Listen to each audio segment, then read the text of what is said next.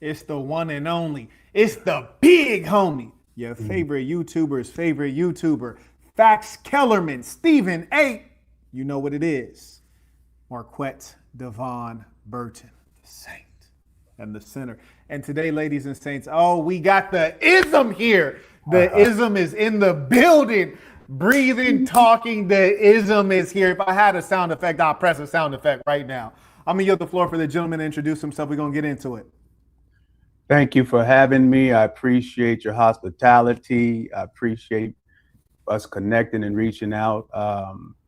I've observed you talk to many, many people, and I was encouraged by just your vocabulary, your presence, and how you present as a Black man, as a man, but as a Black man. And so I'm honored to be on your show, and I thank you. My name is Andre Taylor. Some know me as Gorgeous Dre from the film many years ago I did with the Hughes brothers, American. Glad to be here, and I'm glad to answer questions. We're going to get into it, and I'm excited. Let's see what happens. Yes. And for everybody watching, I want to let you all know that you are truly privileged. And it's one of those things to where you might have grown up in the LeBron generation. You don't really know the greatness of Michael Jordan. You might have grown up in the Chris Brown generation. You don't know the greatness of Michael Jackson. You're going to learn today, ladies and saints. You're going to learn today. We have a number of things we're going to review per usual. If you have any comments, questions, slide them in right now because you got a million years worth of games sitting in front of you. And what we want to do is try to recount at some level how dynamic Gorgeous Dre is and the work that Mr. Taylor has done, not only direct with the people, but also with lawmakers and just the impact of a life well lived in an honorable way as a man. Also, he has a phenomenal book. We'll talk about that a little later. But first, let's find out who the gentleman is. No matter what you are doing, whether you might think it's right or wrong, if you don't sell out for it at the time that you're doing it, whatever you think, whether it's right or wrong, you'll get ran over. So that looking in that perspective of how sold out I was on the idea of what I was doing.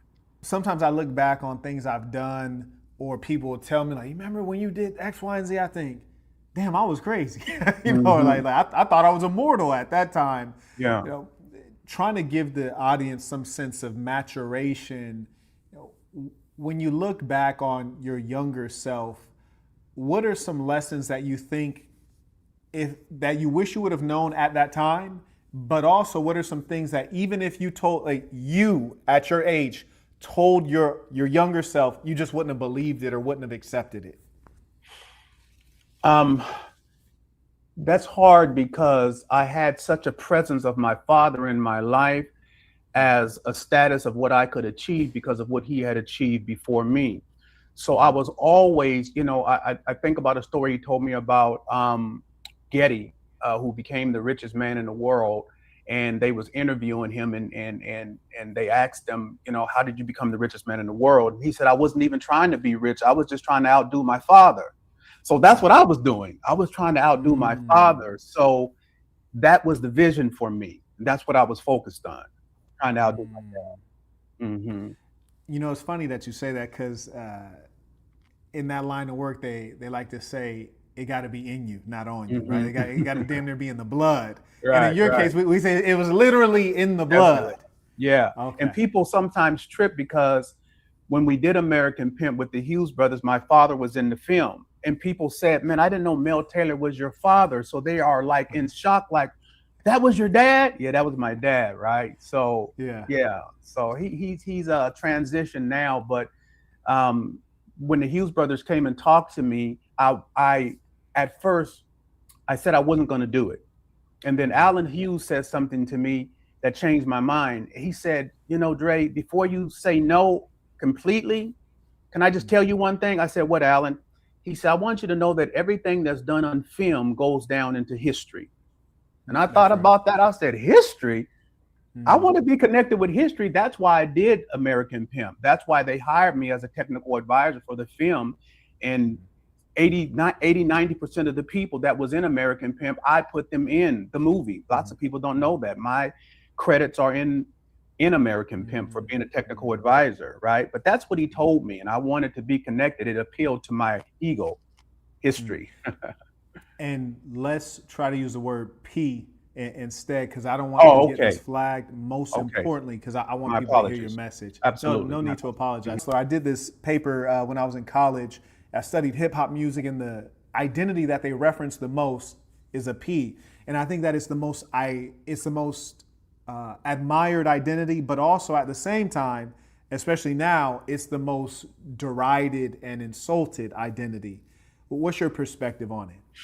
So when I go lecture, lectured at universities, and they've asked me these questions, right? About some similar to what you're saying to me. What I would say to them when I would go lecture is that the Black community is a subculture. The P game is a subculture within that, where there's rules, there's regulation, and there's guidelines like the mafia would have, right?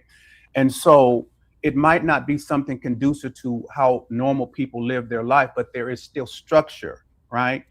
And what I would explain to the students is that I had a different perspective because my father and my mother participated in the lifestyle, right? So I remember when I was in federal trial, and after my trial, the judge asked me, is there something you would like to say, Mr. Taylor? I said, yes. I said, I was born from the womb of a prostitute by the seed of a P. I said, this Right. is what society said, but in actuality, that was my mom. That was my Right. dad. It was the people who loved me, people who caressed me. And so no matter if society seen them as the scum of the earth, that's not my experience. I couldn't see them like that. So when I'm talking about it, I'm talking about it from a lived experience from a child having a mom, having a dad within this environment. And it means something quite different to me than just the movie or the rap song. It's different, right? And that's Yes. how I explain it. Most people, you said you was in college and they could not explain it. They would have to bring me in to explain it from that perspective. Right. Bring in some real ism. Yeah. Yeah. Exactly. And also, there's the other word that starts with a P that we also have to avoid. I know it's crazy. Oh, both of We them? damn No, it's near. not. Okay, okay. I know it's crazy. And this is good because I know you on your channel, you probably might have to use these words sometimes, and you better avoid them so that you can get circulation on those. Lace your boy, lace your boy. There's so much. I don't think I've ever had so many thoughts running through my mind during an interview.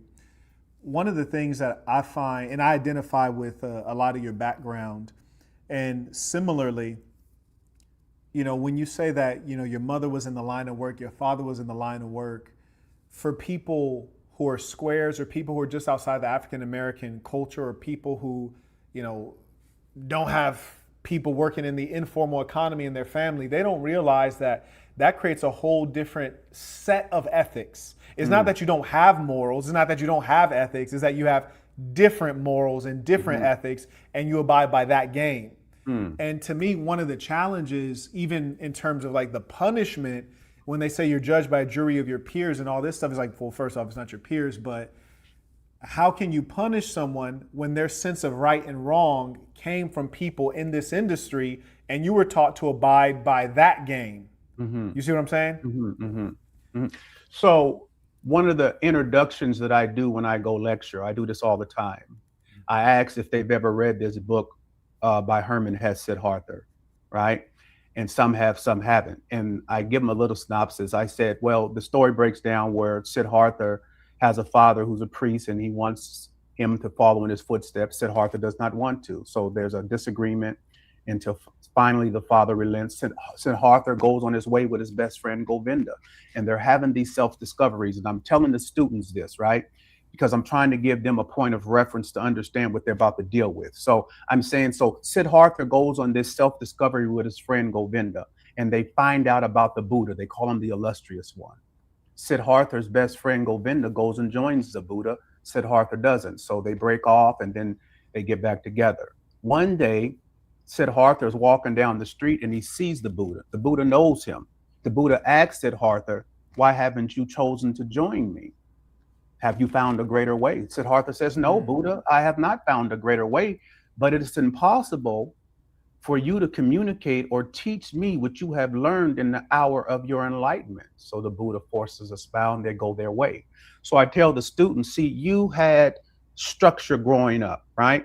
Your life, you went through the right schools, you had the right support around you, right?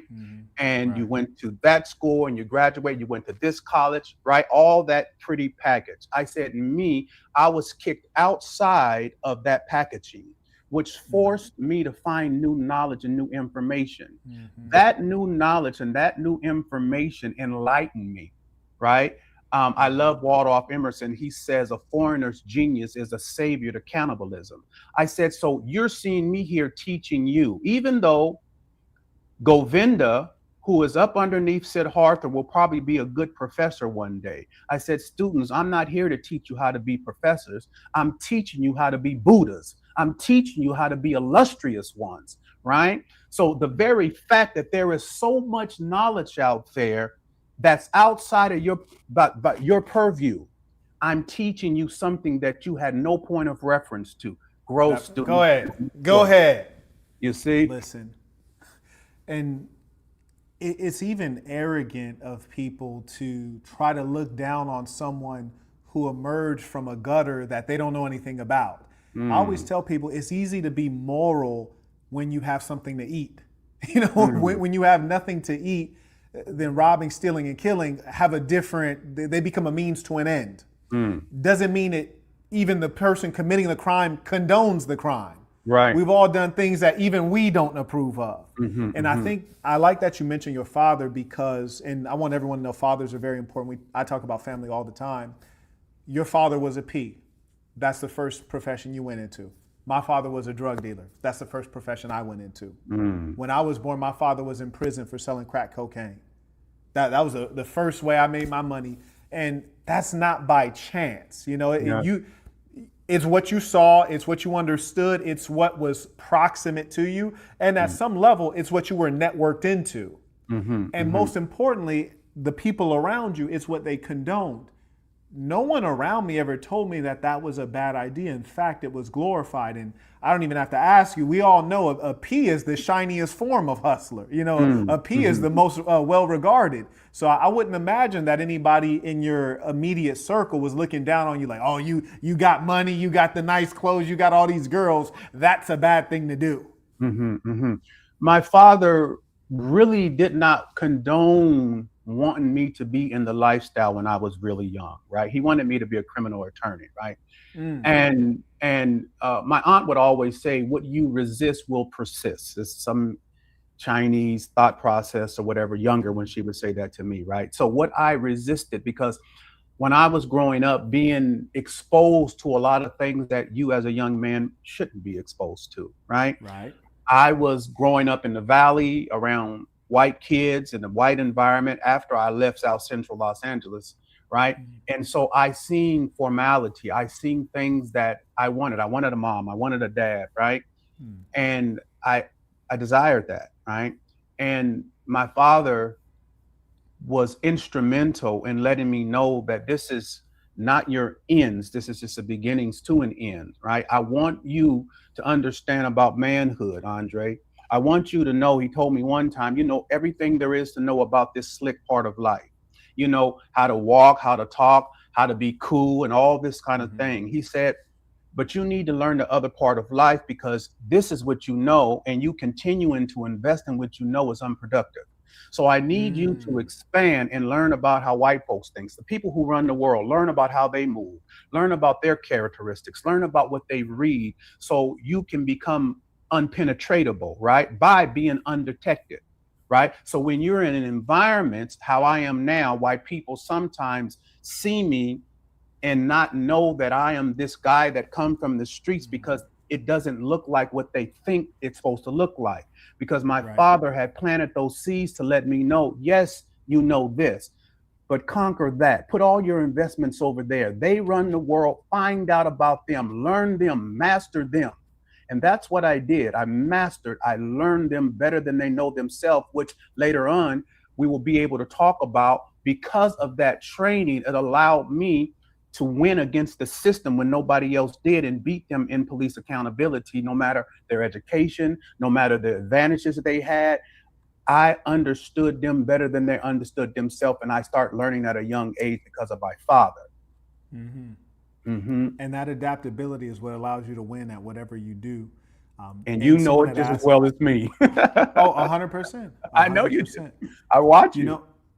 know, and let me acknowledge some of the folks asking questions. Shout out to Mr. Ferreira. He writes, "Piece of the Saints tuition for the game beforehand." Oh, absolutely. You about to be gamed up today. Shout out to Back Cotter writes, "This is going to be a classic. Salute, gentlemen. I'm taking notes. Oh, you better be." Shout out to Ain't Gotta Be Crooked writes, "Remnant and the Saints. Let's go." And we got to talk about that work that you do as well. Right. We also acknowledge Better Path for You writes, "The remnant in the building with the saint." Oh, I'm trying to tell you, man. Yes, I'm sir. trying to tell you, it's all gospel today. Okay, and let me also acknowledge some of the folks coming in via PayPal. We have John. He writes, "Had to support this live with gorgeous two men with exceptional ideas." Shout out to Portia, came in supporting the work as well. Appreciate you. May I also acknowledge Carter writes, "Peace to the Saints tuition." And shout out to Jefferson. He writes, "Thank you for your appearance, Mr. Dre. Your name rings bells, but I've never seen your face until today. I thought you were as old as Grandmaster Virgil." Well, here's the thing, he, it's so much to say. One thing I want you guys all to remember is that a man will be known by his works. If you're putting in the work, your reputation will have meaning. And there will be very few like you, and you will last the test of time. A real hustler, like even people like to talk about MC Hammer, say he went broke, which he did. Then he turned around, invested in tech companies, and bounced back. He's a multimillionaire again. That's kind of how that goes. One thing that you had mentioned earlier, you had alluded to, is like people look at you, but they can't really see you. And I think a part of that is, and I realized this early in life, is that people are squares, they watch movies, and there are certain things that they've never experienced in real life. They'll tell you what a pea is and what a pea isn't. It's like, have you ever met a pea? Do you have one in your family? You never seen one in real life. It's like Bigfoot or the Sasquatch, or you heard about, but you never met one. So they're using their assumptions based on the rap music or the things they've heard, but they've never met the genuine article. And I think the same thing is true across the spectrum of people who operate in the underworld. A lot of these people are far more crafty and undercover than you would expect, which is why I think a lot of people have trouble accepting that woman that looks like she's an everyday woman could be a street stroller. She could be a Blade Runner. And that man who's in that well-dressed suit and he has charisma, he could be a real live one, making her cough it up. And people use too much imagination. Can you tell me a little bit about your perspective on that, but also how, as you mentioned, people can't see all of you? That's by design.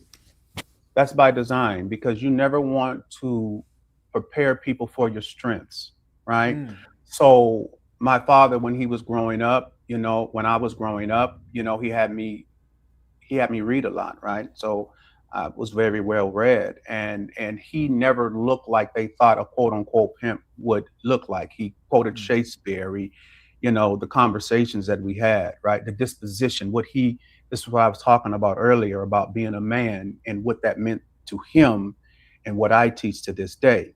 So in American Pimp, people could remember one of the statement lines in the movie was, before you are anything, you have to be a man first. Before you're a doctor, lawyer, pimp, P, or anything, you have to be a man, right? And so people, when they listen to that, it resonated, because they saying, wait a minute, you're elevating something above all these other things, right? And there's something in that. So this is what I live, right? So of course, funny thing is when I was doing politics, people didn't think that I would be able to achieve anything, right? And I said, well, the cheat is kept off of me. Well, what do you mean by the cheat is kept off of you? As long as you think I'm a guy with a funny hat who's inarticulate, as long as you think that I am that guy, the cheat is kept off of me. You will never see me. So when I was engaging with politicians and senators, right, they kept trying to see the P, and they couldn't see him. They kept trying to see. All they could see is the man. All they can see is what my father taught me. You have to be a man first.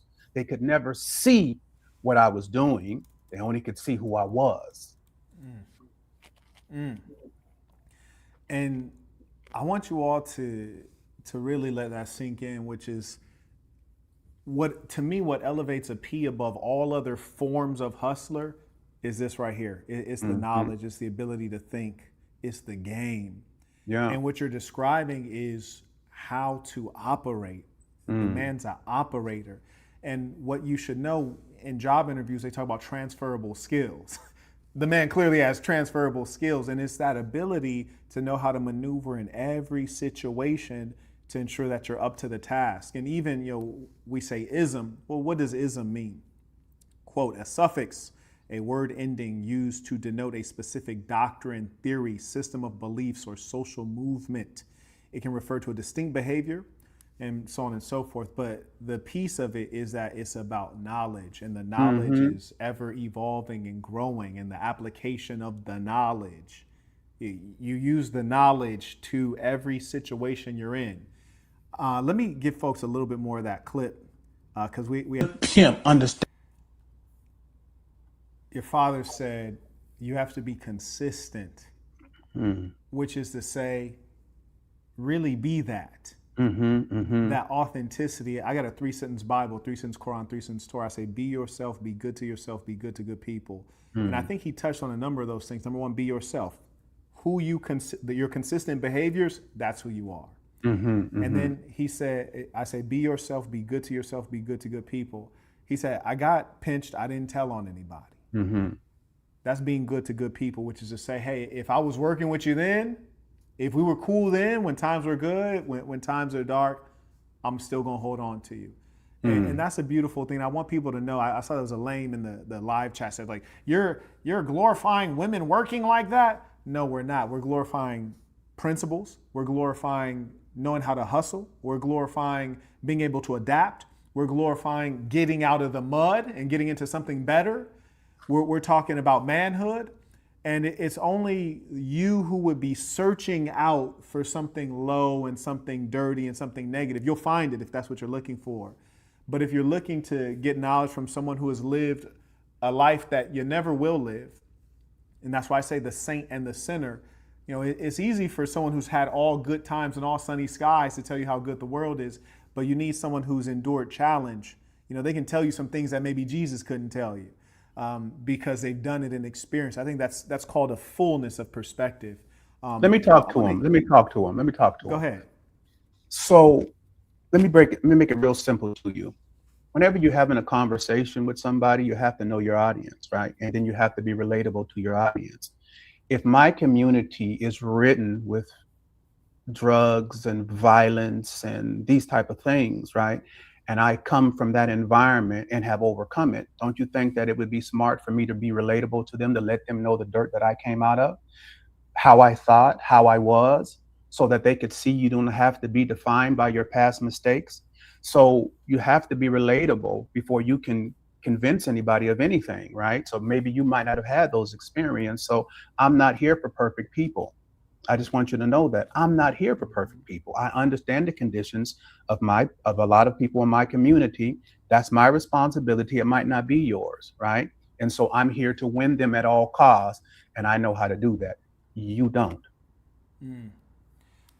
And you know what? And we'll end this little piece on the haters, but I think it's important to share a little bit for people who may be caught on the fence. They don't know they're a hater. I saw one person in the live chat. A lot of folks, they just don't know. They don't realize it. Their emotions are overcoming them, and they don't realize that it's impacting their ability to reason. One dweeb in the comments writes, there are a lot of people around me telling me not to sell drugs around you. You see, that's the problem, is you have a problem getting out of your shoes. Well, you didn't grow up on West Side Denver Lane in LA. Your father wasn't a real drug dealer. Your mom wasn't a crack addict. Your auntie Val wasn't a dope addict. Your Uncle Steve didn't sell drugs. You didn't come from a family where that was the norm. You were probably in a different situation. So don't try, you're trying to imagine things you can't imagine. But most importantly, it comes from a place of jealousy and hate. You got to knock that out. And it's about to go through the transition right there, but there's a lot that you said right there that squares can apply to their daily life. They can apply to picking a wife. Yes. You heard me from what you said right there. in the game. I want to Mm-hmm. yield the floor to you. For the record, I've been married 28 years. I just want you Mm. guys to know that. So I know both ends of the spectrum. Makes it Mhm. so much easier for people to come and speak with me because they know I'm not going to judge them because of the dirt that I came up out of. But then I have Mhm. 28 years of stability in a marriage, right? So I know that end as well, right? So, you know, um, Marquette said something earlier that I want you guys out there to understand. He used the word transferable, right? So there's a lot of things that when you're maybe selling drugs or maybe in the game that's transferable, there are a lot of mathematicians that are drug dealers. They know numbers, right? And that skill is transferable. So when I'm teaching people coming home from prison that you don't have to be defined by your past mistakes and you have to be careful because the system will put you in a box, right? And make you feel everything that you did has to be discounted. Don't you believe that? There are some things that you could utilize that could benefit you, which is why I'm able to be benefit to deal with the system because I was conditioned with a different mindset that they don't have a point of reference to because of what I was going through. So if I had 8 women at one time, right? People Mm. are asking how you know this about women because everything breaks down to mathematics. It's mathematical percentages in life. So if I'm dealing with 8 women with different Mm. personalities, different races, and 9 of those women do this in a situation, then I have the mathematics that in this situation, this is how you should act because 9 women that I've experienced of different nationalities have done Mhm. this. So it's the Mhm. mathematics of life. See, I'm pulling things out of my experience, utilizing it for my life. And that's what you should do about everything. All Mm. right. And listen to me, audience. You at home, listen to me. No one will understand a woman better than a P. When he's telling you something, you can go ahead and write that down like it's the law. You can write it down like it's the law, and I'll tell you why. 9 out of 9, when you go out with a woman, she's there to milk you. She wants you to pay for the date, and she don't even want to give you anything in exchange half the time. The experience that a P has with a woman is literally the opposite, and that makes him a very small minority of mankind. That Mm. puts him in the 2% of mankind to where the woman showed up and she wanted to pay for the date. To where the woman showed up and felt like she had to justify herself and her existence and her worth to him. And whereas you guys go and lie to the girl, he said, hey, I got you and I got 3 other ones, and we all gonna collaborate and be under one roof. It's different. That level of mastery, you can go listen to a pickup artist, you can go listen to Kevin Samuels, you can go listen to fill in the blank. They don't know. They don't know. I yield the floor. So I'm glad you mentioned Kevin because I talked about Kevin. I know that he is extremely loved. Kevin did what Kevin did, right? And so listen, I run something called the Remnant. I want to say this before I speak to you guys out there because this is not for everybody, right? This is high level of consciousness, a high level of consciousness that most of our people uh, cognitively won't understand. But I'm still going to plant the seed, right? So I teach something called the Remnant. That means I'm not looking for everybody. I'm not religious in a fact that I'm trying to twist your arm to believe what I have to say to you. That's not who I am. You will never have the value. The information is the value, right? So I'm not trying to convince you. If you could hear, you could hear. If you don't, then whoop-de-doo. But let me break it down for you because I know this idea of the high valued man. And let me let you understand the deficiencies in the concept, okay? I haven't shared this before, but I'm going to share it with Marquette's audience, right? The deficiency with the idea of the high valued man. Somebody was like, how could that be a deficiency? Because the high valued man feels like I have an expectation of the kind of woman that should be exclusive to a man like me.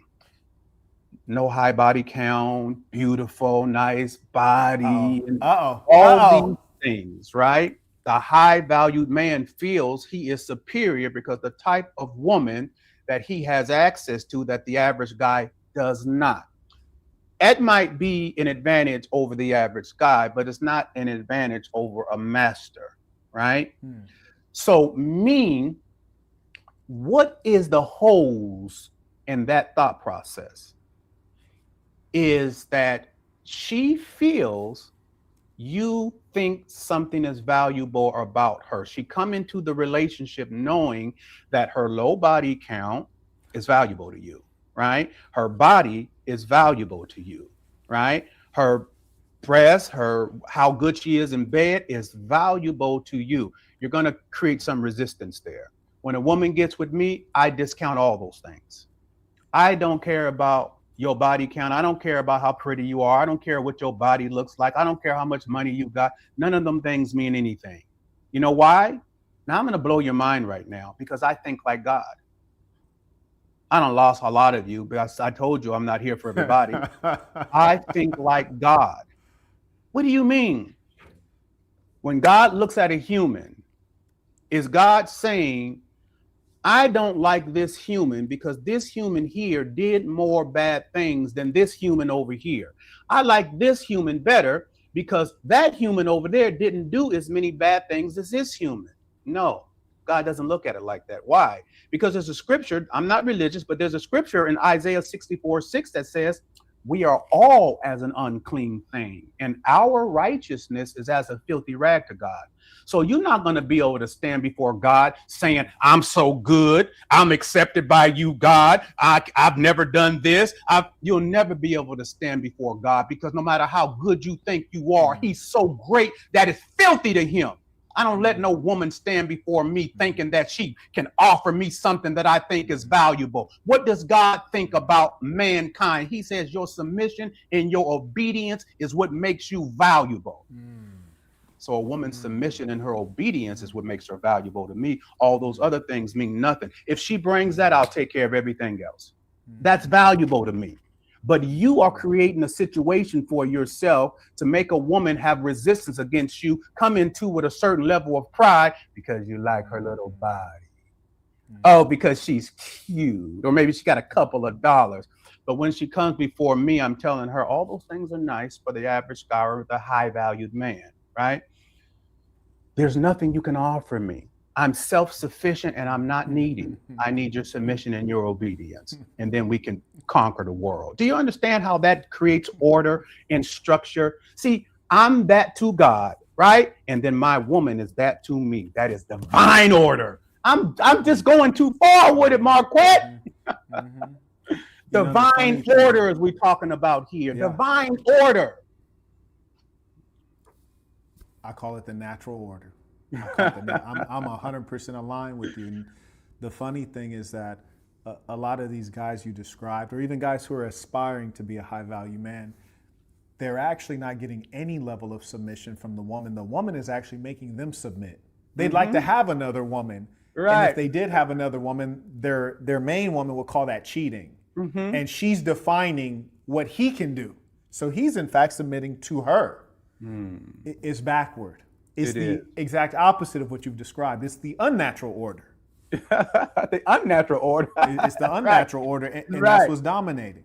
And folks, send in your questions. Unless you're going to pull up to Remnant, you better send in your questions right now. Shout out to 1988. He writes, peace to the saints. How can we also replicate the police accountability laws the way you did? I'm going to give that one to you. That's your expertise. Okay, so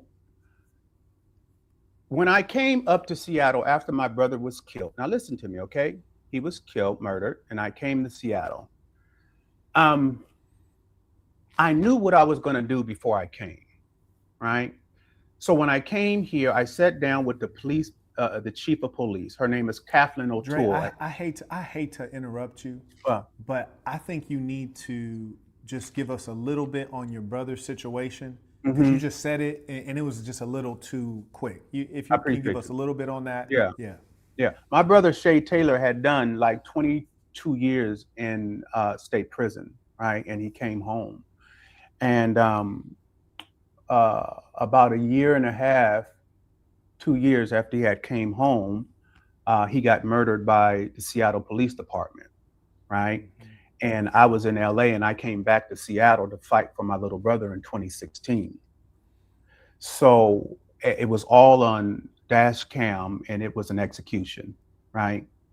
And I'd never dealt with politics and anything of that nature, but I didn't need to because I knew I had some things inside of me that was going to be able to deal with the situation, even though I know that none of us have been successful doing it in the country, right? Yeah. So therein leads to when I first came, and I want to give this person an understanding of the mindset, right? And then why we haven't been successful and why I was, right? So when I came, I sat down with the chief of police, Captain O'Toole, and the first thing that I said to her was, I know I can't bring my brother back. But then I said something, and I said it on purpose, and I'm going to teach you, right? I said, but I'm still willing to work with you so that we can reduce the incidences of violence in the community. What did I do there? Well, our community is a most reactive community in the country, and they know our reactions. They play off of our reactions. So I knew when I came here that I would not be reactive, I would be responsive. I'm going to respond and not react because they're used to our reactions. They say, okay, they're going to get mad. They're going to tear stuff up for about 2 weeks and they'll go back to the same thing, right? No, that wasn't going to be me. I was going to respond. So when I said to her, I know I can't bring my little brother back, but I'm still willing to work with you to reduce the incidence of violence in the community, I was responding. Why? Because I wanted to make her accountable to engage me. Because I'm dealing with her community now. Because if her community finds out what I said and she did not engage me from that point, they're going to wear her out, right? Because I couldn't let her outplay me. I couldn't let the system outplay me because I'm emotional, right? No, I had to have a response. I had to be even tempered. And that's what I did from the beginning to the end. Our community is too emotional. So one of the things I tried to teach, I got no support from the Black community in Seattle when I first came here, none, because they felt like I thought I was arrogant because the way that I operated, right? If I was a white man, they would expect me to operate that way. But because I was a Black man, they felt like I thought I was better than them, right? This is the problem within the community of not knowing oneself or knowing what one could achieve as a Black person. But you see a white man and you expect him to walk in leadership and authority and confidence, right? So I get no support from the Black community in this area, but I'm trying to tell them because all I hear to this day, when these incidences happen, I hear this one victim's cry. Why do they keep doing this to us? And so I tried to explain, you're dealing with an empire. America's in an empire like any other empire that existed in the past. What does empires do? They conquer lands and people. And I would tell the community, stop saying, why did you do this? They got into the position doing it to us. You can't engage them as an empire asking them, why are they doing this? They got into the position they're in doing it. So what do you have to do? There's a word in our community that's not used. It's called building power. This is to answer your question. I had to build power. Somebody saying, what is that? Yeah, it's not something that you hear, right? I had to build power. So what I did is I went to every community, the Latino community, the Asian Pacific Islander community, all communities. And I asked them, I said, listen, they have been whooping us individually, but they can't beat all of us. And then I had to show every community, because I had families that I was representing, and I took all those families of different communities that had lost somebody from police violence, like I lost my brother. And I said, see, you can't escape that. And then I elevated the conversation above the Black community.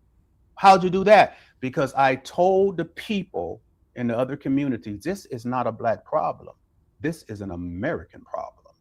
So now I didn't marginalize the message. I grew and expanded the message. It wasn't small and marginalized. So then when I showed all these communities that their people are even getting killed, you know what happened? It banded all communities together. And so the Asians wouldn't come in to fight for Black people. They were coming to fight for them. That part. The Mexicans wouldn't come in to fight for Black people. They were coming to fight for themselves. White people wasn't coming to fight for us. They were coming to fight for themselves. Once I let them know this was an American problem and it's happening to you too, We broadened it out, and it wasn't a marginalized small message of why you keep doing this to us like victims, right? That's a part of it. But if you go look up Initiative 940 and do your research, you'll find out a lot more. The ism. And what you guys will notice is that there's extraordinary levels of consistency in what you're hearing from Mr. Taylor and what you hear from me. For example, one of the things I really like that he said just a moment ago, he said, well, how is it that when I decided that I had to go into politics to kind of not necessarily avenge what happened to my brother, but prevent it from happening moving forward, I had no previous experience in that in particular. Well, how was I able to do that? He said, I knew I had it in me. That's why I talk about my book, The Black Box. The Black Box is kind of a record of everything that has occurred. So he took his past experiences in his meaningful life and said, I have some reference points of strength, of being cunning, of being, clever, of being a person who can find a way that lets me know I can get the job done, even though I haven't specifically studied law. I haven't specifically been in government. And it's that self-faith that gives you the confidence, the certainty, the willpower. That was very powerful. I hope you guys are tracking that. Then another thing he talked about was coalition building. But the underlying piece that I talk about in the Book of Dark Truths is self-interest. He said, I got them on our side without even having to get them on our side. They were on their own side. The Mexicans were fighting for the Mexicans, but we had a shared interest. That is power play at work. That's great, great stuff. And mind you, his book is linked in the description. We haven't even talked about it yet. It's called Guard the Man. I just want to show you what it looks like. I'm definitely grabbing it myself. Because one thing I really like is not only to read a good book, but to also be able to talk to the author, especially when the author's still alive. You can go read Niccolo Machiavelli, but he's been dead for centuries. This is something special. This is something highly practical. This is someone bringing a message that applies in our day. It's a hardcover book, which I'm all about the hardcover. It's going to last the test of time so you can pass it down to your son. He talks a lot about being a man and masculinity and lessons from his father. And so I think this is a great book to get for yourself, to impart the wisdom to your child and to pass on to your son. I actually just purchased it myself. I damn near leaked my address. I hope I didn't. If so, I have to go back and edit the video. But I wanted you guys to see what the cover looks like so you can go and find it. It's also linked in the description. And you give him a shot. Yeah, there you go. There you go. Absolutely. And let me acknowledge some of the folks asking questions. So I want you guys to be able to ask some questions to the man himself.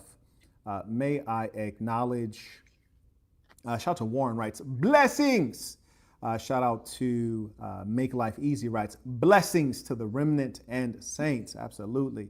And shout out to Lil Cash Kid, moderator extraordinaire. He writes, KS needed to hear this before he got peeled out of 15K by a, listen, Kevin Samuels and I had a little disagreement back in the day when he was still alive. This was before he even got famous, ironically. And he was coming to Las Vegas, which is where I stayed for some time.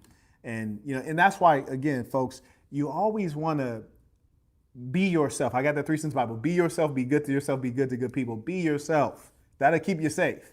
But Kevin Samuels came to Las Vegas and he ended up going to the booty club. And my people called me like, hey, Kevin Samuels is in here. and a chick I know peeled him for 15,000. Wow.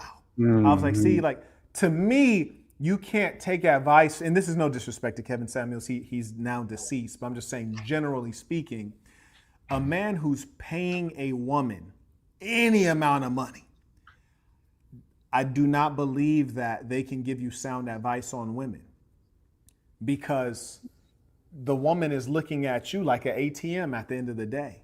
You'll never know if she likes you, and in all likelihood, she probably doesn't, because you wouldn't have to pay if she did. Shout out to Malcolm. He writes, peace to the remnant and the saint. Get the book, Guard the Man. It's the Bible of manhood. And Lord knows we are in lack in that area.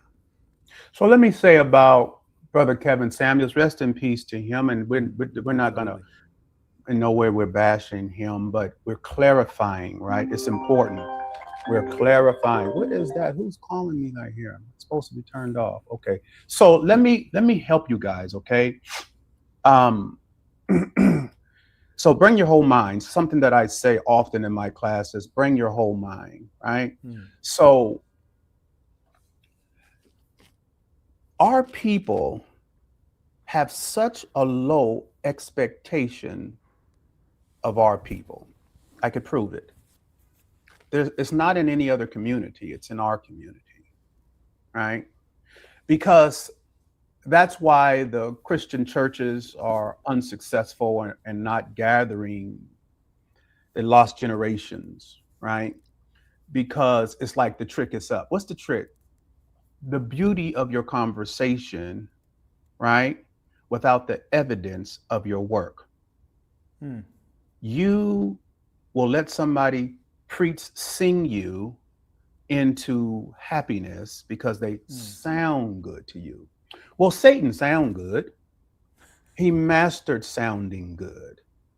Do you know that the greatest quote unquote fall in humanity happened with Satan and Eve? Listen to me, religious people. Can I give you something real quick? I told you to bring your whole mind. Do you realize that Satan never physically touched Eve? He just talked to her. The greatest fall in human history, according to the Bible, happened through conversation. So a lot of you just require conversation for you to fall and eat the apple. In the remnant, I teach this. This is the only way you can protect yourself.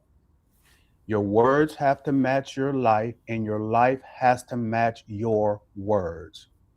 Do not allow anyone to speak into your life unless they have the evidence of their life to match it. Because we have great orators amongst our people, right? So you know why you were so in love with Kevin? Because Kevin spoke extremely well without having to have the lifestyle, the accountability of a life that confirmed his words. Why? Because it lets you gonna get us both took out. You gonna get us both took out, bro. Man. Because you males out there, no, it makes you get us both feel took out. You could lack in your accountability because you could just talk your way out of stuff. See, the work is in what you produce, the life that you can produce, which is why I've had longevity over decades, which is why I have 2 wives to this day, which is why my life has been peaceful, which is why every area of my life matches the same. Bring your words to the table, I will bring my work to the table. Until we as a people start requiring people to bring the evidence, you're going to be slaves for another 1,000 years.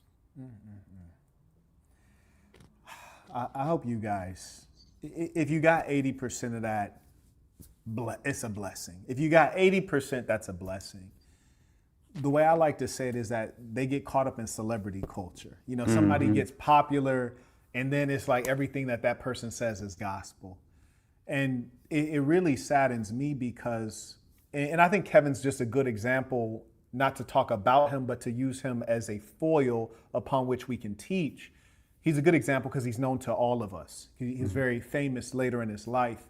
And when people, and of course, they always make the comparisons between maybe you and Kevin, me and Kevin.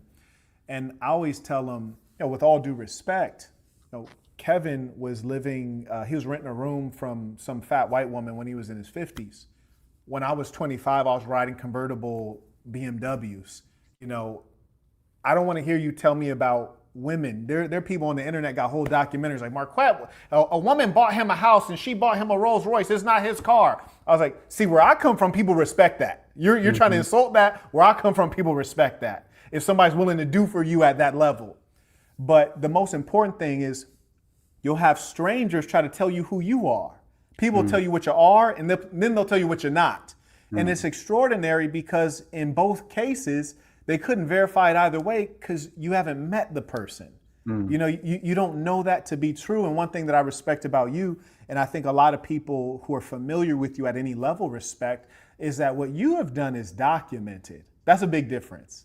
It's documented and verified for good or for ill. And that can't be taken away. And that's why we need to measure up people by the deeds. And I really appreciate what you said when you stated that, well, they can bring their words to the table and I'll bring the deeds to the table. I'll bring the works, words versus works. And I hope everyone is paying attention to that part, because words will fall away. The works will remain. And one thing I want to point out about Dre, that if you guys didn't pick it up, and sometimes, of course, ego can get all of us, but men need ego at a level, is he said when the Hughes brothers said, you know, when you put something in film, it's permanent. And through the ages, every great man has wanted to be immortalized. That's a major driving force. Alexander the Great, Napoleon Bonaparte, Hannibal Barca. We're all striving for greatness. And if you're not, there's maybe something that's not quite right with you as a man. And even as we strive, we have to be able to, if you're saintly in nature, if you're a good person, you got to be able to respect the other people that you're striving with, even striving against. One thing I was telling Dre, I was looking at his IG. He had on this one suit that was so damn cold. I was like, look here, bruh. I could have sworn in the whole galaxy I had the coldest suit game. But this right here, I was like, I'm gonna show the people, because this is fresh as hell. Whereas some people might be inclined to hate on something. They see somebody that's looking better than they looking, or can do something at the same level, and they're jealous or they're hateful, instead of saying, damn, like, I'm inspired, or let me step to the side and let you take the center because you really do this. Or, you know, that's what lets you know what your nature is. And whether you're the person who, go ahead. No, this is the same as what I said to you earlier. And I said that, you know, listen, you didn't have to reach out to give me your platform. It lets me know who you are, right? You didn't have to do that. You know, you are far more advanced than me in this internet stuff. And, you know, and I admire your achievements. I admire everything about you. I'm not in competition. There's not enough of us like other cultures that are supporting one another in that greatness and in that excellence. You know, why would I not love your excellence? I love it. We need more of it, man. You are exceptional. I love you. I want you to continue to move forward. I want you to continue to teach who could listen, right? I'm on your side. Let's move forward. And I feel that way about our people. Let me say this one thing before you get into the clip. I always teach this. If you are a leader and you haven't learned to lead beyond your pain, you shouldn't be a leader, because dealing with our people is associated with pain because of deficiencies and the lack of manhood, the lack of understanding what manhood is all about. You know, people will often say, girls will say it, guys will say it, oh, you're gay. That's like the that's like the kryptonite word or something, right? But you don't hear that term in white communities and no other communities. Why is it within our community we're so susceptible to this idea of gayness? It is directly associated with your lack of manhood, because during slavery and being enslaved, it was our manhood that was attacked, right? And so it was a time in the 60s that they were doing marches and they would have these signs on, I am a man, right? So there is a deficiency of feeling about manhood within this community, because during the time of Jim Crow and slavery, you could be 80 years old and they'll say, come here, boy. So it's in your psyche, right? So when somebody says you're gay, it's like, that's gonna kill them. That's like, oh man, after you say that, that should murder them, right? You know, but if you call a white man that, hey, you're gay, he'll be like, oh, have a nice day, because he's secure in his manhood. They know what they've conquered. Whatever you have to say to them means very little. And a woman says it about a man when she sees a man has elevated that she feels she cannot reach. So that's her throwaway line for her own insecurities. Oh, he's gay. Well, that really means that you feel like he wouldn't be interested in you. You have to say something. That's something embedded within you. You have a purpose in saying that when you say that to a man. And when another black man says it, he has a purpose out of his own insecurity. How the heck I'm gay? I done had 8 women work. I got 2 wives now. But I'm just trying to tell you where that comes from and why in our community it's said, and in no other community it doesn't even exist. Doesn't even matter, right? They are secure with themselves. My wife said to me the other day when I was talking about it, she said, yeah, even if a white man was gay, he still wouldn't be moved because he's comfortable with himself, even if he's gay, right? We feel it is the greatest insult because the lack of you feeling a man, that is the lack of manhood, that would bother you. I just wanted to put that out there, Marquette. We'd have to do a whole nother session just on the psychology of that, the truly pathological behavior of the black female. And this is not to suggest that the black male's not in disrepair. He is. But the black female is, you're right, this is her go-to. And it saddens me because while they'll use it as an insult, then they'll turn around and hang out with gay black males. You know, like as their buddy. It's the most psychotic stuff. And then some of them will have 3 kids and then turn around and claim that they're a lesbian. There's so much perversion in the community, and it really is going to come down to real black men forcing things in the right direction. I 100% agree with you. I'm glad you spoke on that. And the comedy is, the black man in America has been viewed as the most masculine and at times hyper masculine. And sometimes that's what gets us killed because it's the false masculinity that causes us to flip out when someone steps on our sneaker or tampers with our fragile sense of self and our fragile sense of masculinity because we're holding up a false image that has nothing behind it. And the fact that they would come out and call you gay really is because you so damn P. You heard me? You so damn P, and they can't interpret it. They call you gay, and it's ironic because they're talking to the most masculine man. Absolutely. Which is the one who has complete self-control, the one who is not inclined to emotional violence. And if it has to get violent, it was rational violence, a calm, cold decision that was calculated. And she's trying her best to find something to move you out of masculinity. Absolutely. She's saying that you don't have masculinity to move you out of it, to get you in a feminine position, to get you to react like the other black males who really aren't men, who are more familiar to her. They see you, you're a rare bird. They're used to seeing the one that's acting all thug.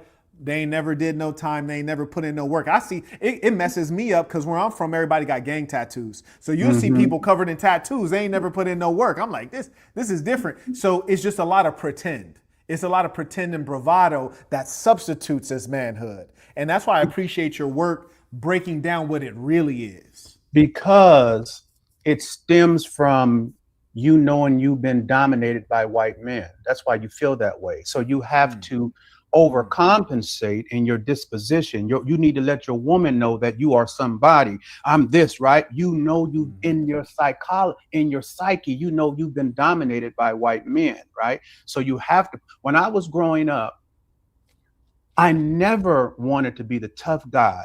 I'm a man and I've gotten to situations or whatever, right? But I was never seduced by this idea of the tough guy, gangster, because I seen meek white men dominate them. The gangster, the P, the hustler, our greatest whatevers in that field have all been dominated by the meek white man. So when I grew up, I said, I want to learn about this guy that's doing the dominating.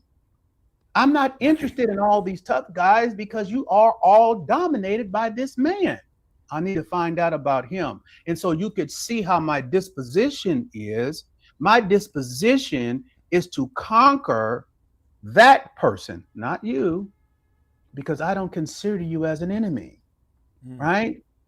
So I'm not prepared to duel with you down there. I'm prepared to deal with him, which is why I won in police accountability, because I am prepared to deal with the system, the people who run the world, which is why you can't feel me, which is why I don't appeal to you, because I'm not normal to you.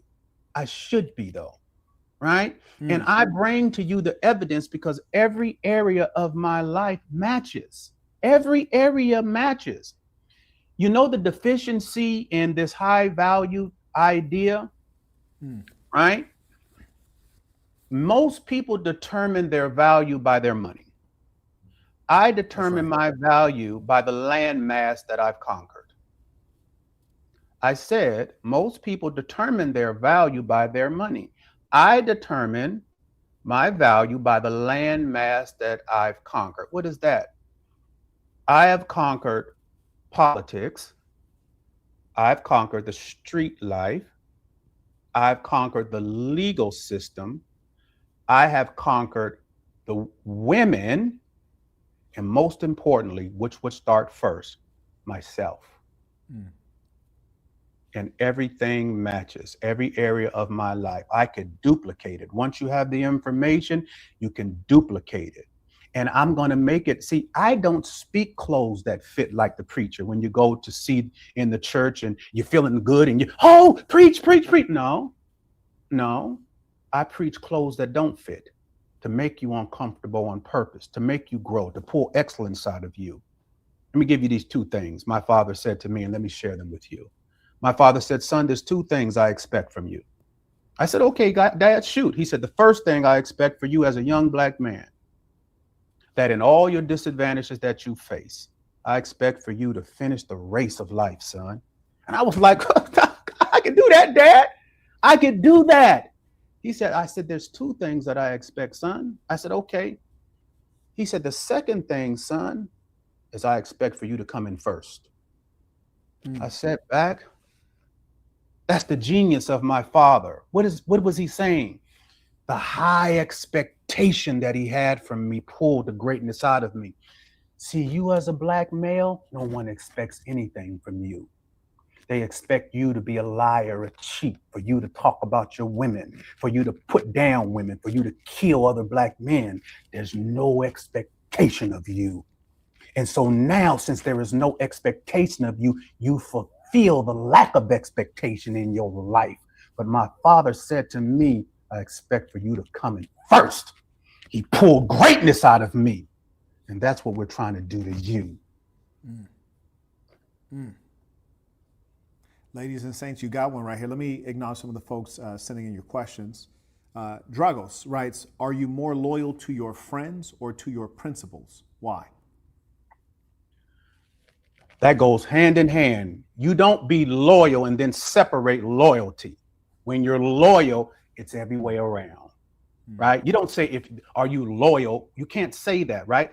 Listen, I teach that words have worlds, right? Listen, I teach in my classes, words have worlds. Don't just say a word. You just said, how did he put it? Are you loyal to your principles or your friends? The word loyal, what does that mean? Is it something that you put on and take off? Because then it wouldn't be loyal, right? So loyalty exists in me, period. It shows up wherever I show up. It's not separate from me. Words have worlds. Jay writes, remnant, saints, blessings to all the loved ones in attendance. Hashtag remnant. May I also acknowledge 0057 writes, blessings to the remnant and the saints. I also acknowledge Brandon. He writes, and this is an important one. He writes, the fraud saint was never a P. I want to agree with him on that one. I was never a P. I've never been a criminal. I've never committed a crime in my entire life. Never, not one time. He writes, most of his past, right? He says, most of his past is fabricated. And I invite everyone online ever so often because I like people to get a chance to speak on it. Because my entire life is written here. It's called the black box. I put mine in print. And you can Google every single thing in here, including court cases, and you'll find that I'm 100%. I'm one of the few who are. So anyone who can ever bring anything against me, I invite you. And I want you guys to remember, you've never seen one person ever come out on the internet and say, I grew up with Brody. He ain't like that. You've never seen that one time. And my whole life story is written right here. That's a thick one. He writes, he also disrespected Sinful to P. This is important. I know you may have met Sinful to P, and he's now deceased, as is Kevin Samuel. So again, we don't want to go too deep on that. But I tell you this, and I mean this, and this has been true my entire life. If anybody ever speaks against me, I'm on their neck. I mean every word that I say online and offline, and you could check my history. I always keep the same energy. So he spoke up on me first, and then it was an issue. And that's what it's always going to be to the day I die. I don't forgive anybody, and I'm always outside, and it's always going to be like that.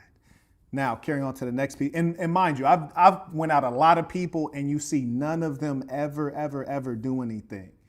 Then he writes, ask him to name a known P that was in the gang with him. He can't. You're absolutely right, because I've never been a P. I've never committed a crime of any type. And if I did ever commit a crime, I surely wouldn't be on the internet trying to get credit and kudos for being a criminal and then try to associate with other criminals in the public sphere. I would never do that. Rest in peace to Sinful the P. Rest in peace to Kevin Samuels. And I want everyone to remember that you have devils and demons. Their whole goal is to sow dissension and defeat and disconnect people, because we're here having a beautiful, positive conversation. And his effort is to try to throw dirt, often from an anonymous position. And that's wise, because I come get all my enemies. You did. But to that gentleman, if he wants to come on, I'll give him the link to come on screen. I would love to hear about anything I've ever said about myself that's fraudulent. I would love to give anyone the opportunity to prove that. And shout out to Simple P. I'm not on here because you was a P or you wasn't a P and all that. That's not why I'm on here. This is not why I said what I stand on about Marquette, right? The man has achieved some phenomenal things. You can say what you want to say. I'm not about to take away anything from his achievements, because I couldn't if I wanted to. Who cares? People are who they are, their situations. I taught a lot of what Sinful talked about. Where do you think he got some of that stuff from? He got it from me. A lot of these guys got stuff from me. I've been in this stuff for years talking about manhood. I'm the first one that talked about value and being a man in the documentary, right? So do you think I'm sitting here taking a position because somebody has a disagreement? People got disagreements with me. So what? I just said earlier, if you are a leader and you haven't learned to lead beyond your pain, you shouldn't be a leader, because that will get into the way. I'm not preparing myself for you. I'm preparing myself for systems. They don't operate like that. They don't operate like that. Me and Sinful, a lot of people don't even know that. Even though I taught him, even though during a lot of his conversations, he spoke about what I taught him and what my dad said, he and I weren't close towards the end of his life. Even though I put money in with Freeze to make sure his body was able to be brought back from Canada, we made sure that happened. He and I did not talk for 2 years before he, because a situation happened, right? And just because that disagreement happened, I didn't bring it to the internet, nor did he bring it to the internet, right? But just to let you know, you can have a disagreement with somebody. Oh, well, that's life. You can't get stuck. Oh, he did this, so now this is it. No, bro, we got bigger fish to fry. All right. I stand on what I said about Marquette. You say what you want to say. I stand on what I said. I love this brother. I'm going to keep on supporting this brother. I don't care what feuds he got. However he show up to anybody. Let me tell you this one thing, and we're going to move on. Sure. I have a little partner that, well, I was talking to these Hollywood dudes that we were trying to do a documentary, and after we had the conversation, they were going to Vegas, and they asked me, "Do you know some people out there?" Because they wanted to get some girls. I said, "Yeah, sure I do." Okay. So, I said, but it's going to be $1,000 just for the girls to come see you. No, nothing. Just for them to come to the door. They said, fine. All right, just to show up. So I called a couple of my friends and I said, listen, I got this $1,000 for you. And that's just to show up. Whatever else is not on me, that's on you guys, right? Mm-hmm. All I want as a finder's fee is $200. So all of them gave me but one guy who was a person that I dealt with, right? And so I didn't talk to him, right? And then a couple of months later, he sent me the money. And I said, it's not about the money. You can't show up to me. I don't care who you show up to like anybody else. I don't know you like that. And if you show up with this disposition, you're showing up as a stranger. I don't know you, right? Mm-hmm. Marquette and I have what we have. This is how he shows up to me. This is how I show up to him, right? I don't care what you say. He shows up to me just like I told my little partner. You can't show up to me like that. Show up to Dre the way you show up to Dre. However you show up over there, Me and Marquette is like this. This is how he gonna show up to me, so I'm gonna show up to him. Anything outside of that is inconsequential to me. Y'all deal with that. I just want to put that on the record. I appreciate that. And again, I want you guys to always remember, you know, from a fan's position, you got to remember, like sometimes you're talking about big dogs, you're talking about two guys who are multimillionaires, and you concerned with what they got going on, and you may not even realize in some cases they're friends on the back end. You know, they beefing for the, you know, they doing some internet hip hop beef stuff, and you getting all emotionally invested. It's like, stay in your lane, little buddy. Like, stay in your lane. And also remember, check my background on everything. People would say they lived in Vegas. I was in Vegas for 6 years, always outside. Everybody you ever heard me say there's an issue with, every time I saw them, there was an issue, and I was always the aggressor. I just want to make that known for everybody. Don't play internet games with me, because in every situation you see they spoke up on me first, and I don't play like that. And I'm gonna end it here. There's the last guy who said he was in Miami, spoke up on me. I reached out to him. I said, hey, don't make anything else public. Let's meet up and deal with it in person. And he didn't want to do that. A lot of these internet guys are not what you guys think they are. That's just what it is. A lot of them are not what you think they are. And for the record, I want everybody to remember, when you see somebody show up and they're talking, you know, beef and challenge, like, that's not what this stream is about. You know, that person, you got to watch out for those kind of people. That's why I say stay away from people who are broke and ugly. Stay away from people who are broke and ugly. And I really mean it, and it's deeper than that, which is to say, ugliness might not be your externality, it might be your spirit. It's like, how could you have this time where you can hear from Gorgeous Dre, but you want to worry about Marquette got a disagreement with somebody? Gorgeous Dre is an infinite well of wisdom. I'm here to hear his wisdom.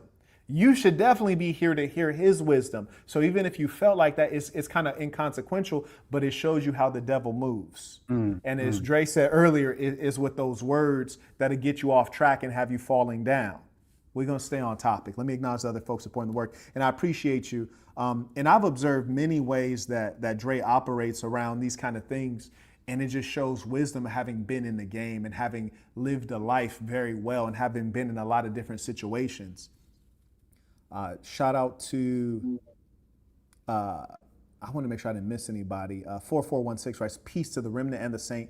Get the book, Guard the Man. Oh, actually, I already read that one, but it's worth reading twice. Shout to L writes, talk to him, Dre, and he been talking. Mamba's Office writes, legendary meetup. I'm blessed to have came across the ism. I was out last night and this young man came up to me and said, save women for the rest of us, huh? He is focused on men and missing the broads. Looks-maxing generation. I'm trying to tell you, man. Shout out to 5581. He writes, peace to the saints. The perversion in the community is an infection inflicted on us by system media. Unfortunately, to fit in, we accepted the infection as the norm. You two gentlemen are the torch bearers for our better future. Shout out to Adrian. He writes, Dre was wondering, what's your stance on the Israel-Gaza conflict? Are you aware that Israel is trying to push back against Arab supremacy? Do you want me to respond to that or no? If you want to. Just a quick note. What I teach is that you have to have an assignment. I'm going somewhere with this. Just it ain't gonna take long. You got to have an assignment, right? In other words, you got to have some business, because if you don't have no business, you'll be caught up in everybody's business. That's what happens in the internet. Nobody don't have no business. And so because I have some business, right? what I'm very, very aware of is how systems operate, right? In America, the system is operating by distractions. Everything is a distraction. There's worlds of distractions. Politics is a world of distractions. Entertainment is a world of distractions. Sports is a world of distractions. The fashion industry is a world of distractions. Why? What is all these worlds based upon? You know, the scriptures say that thou shalt not worship no other God before me, right? Just throw that out there for you Christian people, right? Thou shalt not worship no other God before me. So what is all these distractions, and what's the beauty, the evil genius of Satan creating all these worlds of distractions? Because Satan knows that attention, you're giving all your attention to these worlds of distractions, because Satan knows this is how slick he is, that attention over a period of time turns into worship. Attention over a period of time turns into worship. All right. So I am tunnel focused on my assignment. I'm not quickly distracted by the left and right, tossed to and fro with every wind of doctrine. I'm tunnel vision. I'm not about to let these white folks make me, they got their kids in school, they got beautiful homes, they're on their yachts, and they're dealing with these issues from that situation, while our people's over here struggling and trying. I'm not about to let these white folks play me up out of my focus while they are in luxury dealing with those situations. Be careful. Be careful. Be careful. Be careful. Pay attention to what the man said.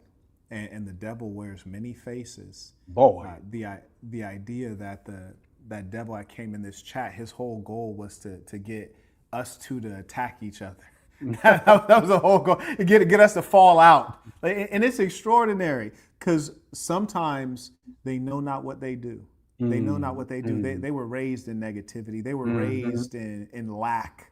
They were raised with pessimism. They know not what they do. And that's true. Nah, for real. Yeah, for real. And there are some people who have a natural grace about them. They have a natural beauty, and so their instinct, it doesn't even have to register in their brain. Their instinct is of positivity. It's of goodness. Their instinct is not to take offense. Their instinct is to compliment before they condemn. And those are the people that you want to be around, you want to associate with. Those are the people that are going to lift you up just by being in their presence. Yeah. And to me, that's super P. That's why a P can have multiple women and square is struggling to get one. Right. And when he gets the one, he can't even get her to submit. He's not attractive. He has to go get the woman. He never gets chosen by the woman.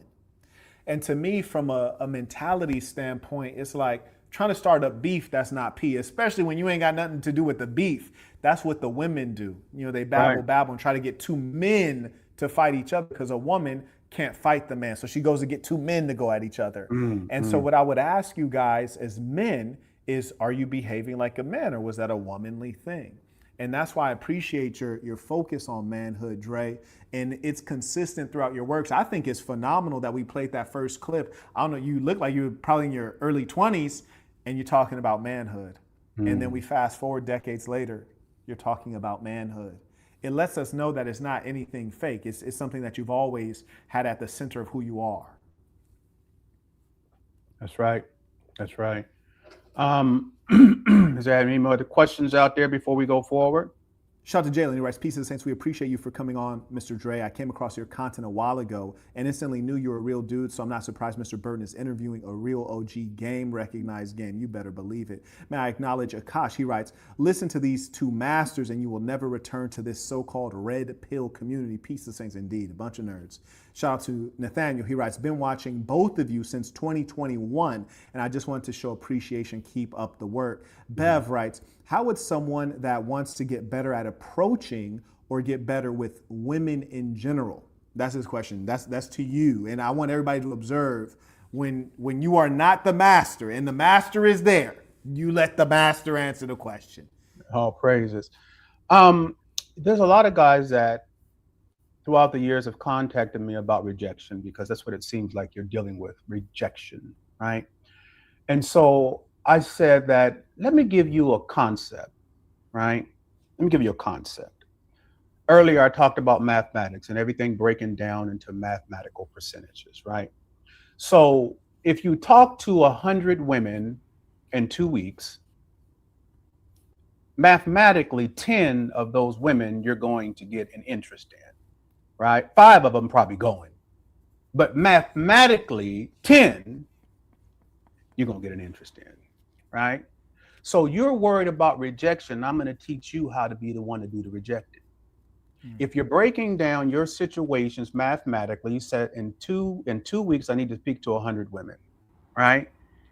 But your focus needs to be the 10%.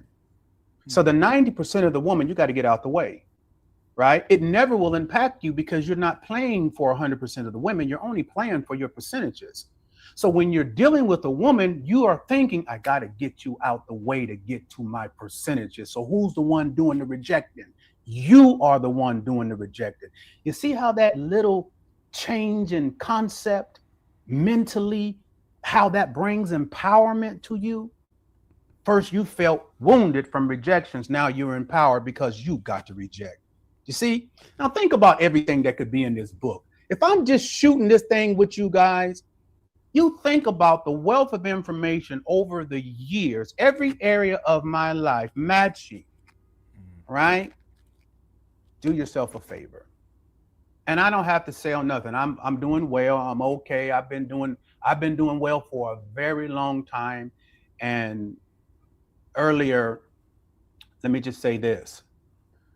The reason why I don't get into the back and forths, and the reason when I was talking about Kevin, I wasn't going at Kevin, but I was understanding the damage, that was possibly being created from wounded males. And I understood the damage would be left over and I would have to deal with the damage, which is why I'm dealing with the damage now. So I was always focused on the people. As a leader, I have to focus on the people and I have to have an extension of grace, right, for those who might disagree with me. But the wealth of my expansion is so big that I can accept your disagreement and still love you beyond the pain of your lack of understanding. Right? I just want to let you know what you're dealing with, right? So you could be the one rejecting it when you're playing for mathematical percentages. I talk about this in the Big Game Conference. It's a numbers game and it's business. It's business.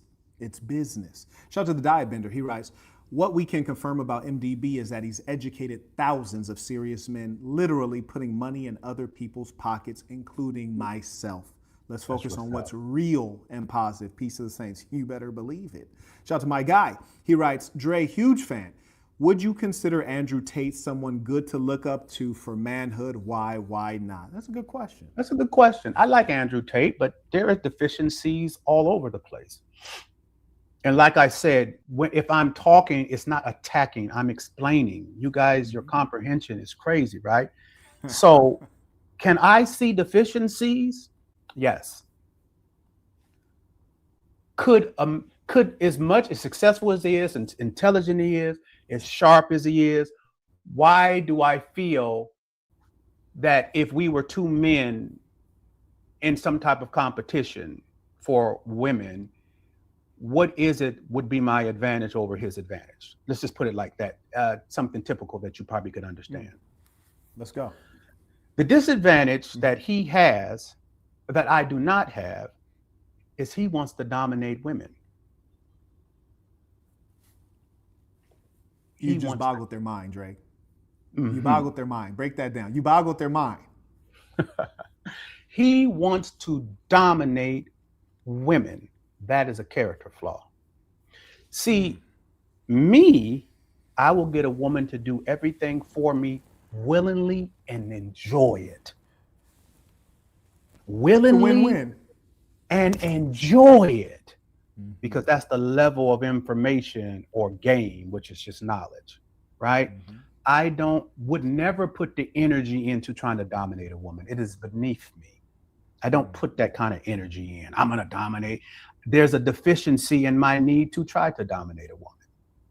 It is unnecessary. If I'm a man in the position from what I'm explaining to you, she will naturally come in order, right? Underneath submission, naturally. There's something that God has placed in the earth inside of the DNA of human beings when you are spiritually aligned. I know it because I've lived it for decades, that it just naturally happens. I've never, ever, even in the game, ever wanted to dominate a woman, but I've had women breaking down the door to be with me. beautiful, gorgeous to be with me, do anything for me. If I could just be in your presence, if I could just be around the aura that you present for me, right? Because one thing they know is I will never lie. There's no woman in the world important enough for me to lie to. I will never be underhanded. I will never be deceitful. And everything that I tell you, I'm willing to live up to the point that I'm willing to die before I don't. That's what the kind of manhood you don't understand.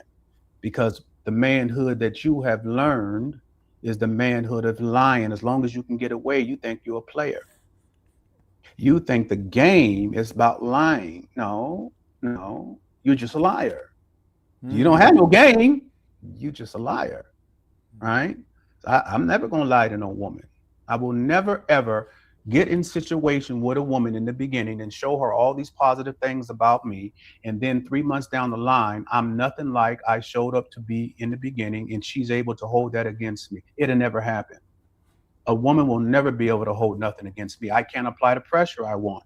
The reason why I can apply the pressure that I apply is because of what I live in front of her. That's why you need to guard the man.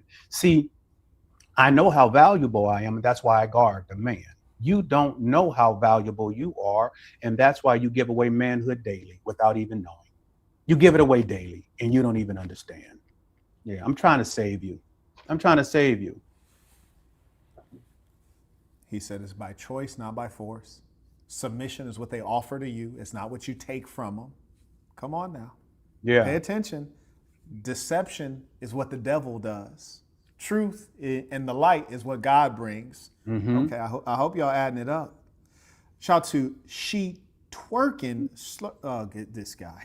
He writes, this collab and game I've been waiting on for a while. Shout out to Quet and Dre. Salute in a real way.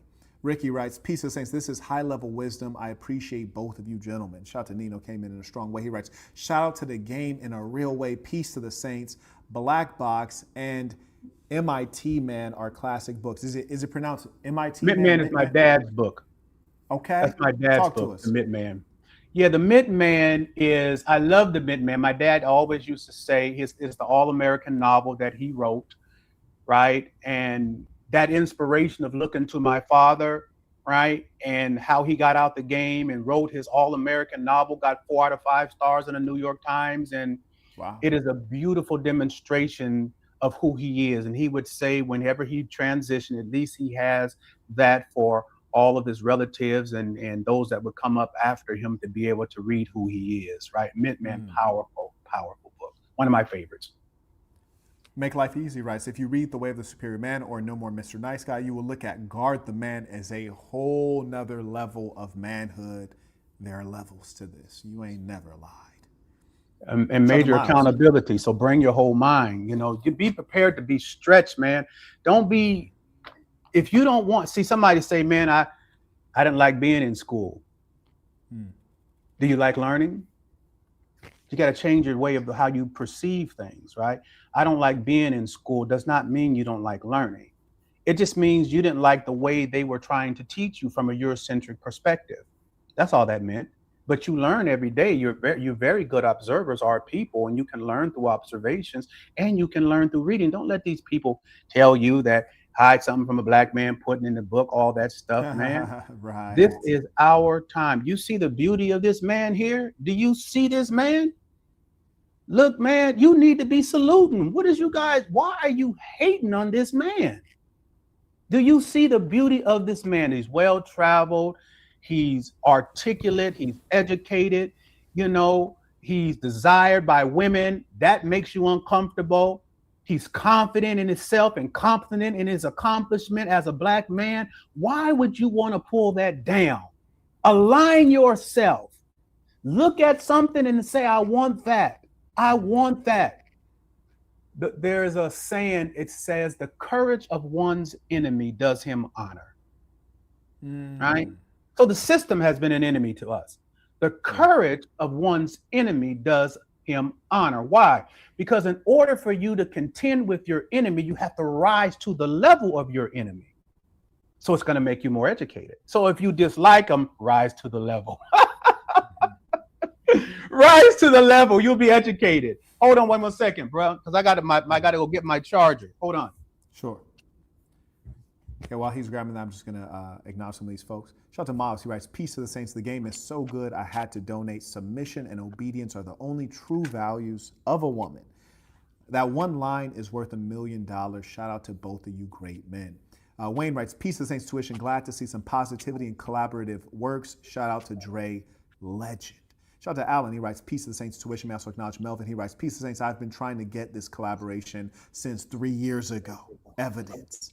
Shout out to Melvin. He writes, the question was on dating rich women. Iram writes, wanted to give you my salams and pray you're well, inshallah.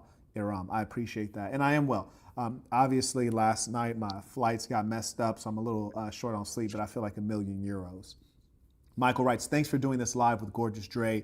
I am tuned in to both of you, as you should be. Shout out to Quad. He writes, peace to the saints. Now, so acknowledge Wayne. He writes, get those likes up. The game and wisdom is, I'm trying to tell you. Wayne writes, if you want to make a change in this world, support the training center. More honest and good people are needed. 100%. And may I also acknowledge Carlins. Carlins comes in via Venmo in a strong way. He writes, Saint, can you ask Gorgeous Dre, how does a young P vet for a bottom woman? The ism saves lives. I'm going to just leave that where it was. That's what he said. All through my life in the game, I've had young guys come and ask me how to be a P. To this day, I say the same thing that I said to them. I don't teach anybody how to be a P. I teach you how to be a man. And it's consistent to my doctrine in American P. Before you're anything, you have to be a man. Why is it that you want to skip the world of manhood? Right? Do you see all the things that I've accomplished and I've done based on that doctrine of manhood? Why do you think you can go into being a P? Now, I don't want all of you to think that just because somebody quotes it claims to be a P that they're like me. There is not a lot of P's like me, right? I am a rare commodity, and I don't take the credit for myself. I have a father that taught me these fundamentals. Some guys lie. Some people think it's who tells the best lie. Some people don't operate like me. Just because you're a P don't mean you operate like me, right? There's a lot of P's that do not operate like me, right? And have never reached pinnacles. There are some P's that have reached pinnacles that don't operate like me, right? But I'm always cautioning individuals is that you always have to be aware of the pendulum. Right? However you're operating, even if you think you get away, guess what? That pendulum is coming right back. And if you could see the consistency of my life, even when I was facing life, I went to trial in the feds. Do you hear me?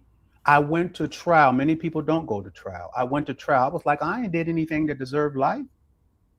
I just don't believe that I deserve any of this. I went to trial. They tried to give me life. I went to trial, found guilty in 2000 and came home in 2001 after all that drama that they put me through.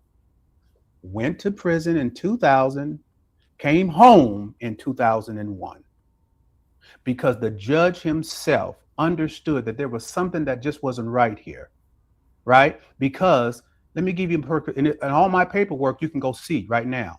Right? Just as like Marquette said, everything is documented. So when I was sentenced, right, I got sentenced and the judge at sentencing said, I can't sentence Mr. Taylor because I have a problem with 2 of these charges. I was found guilty 7 times.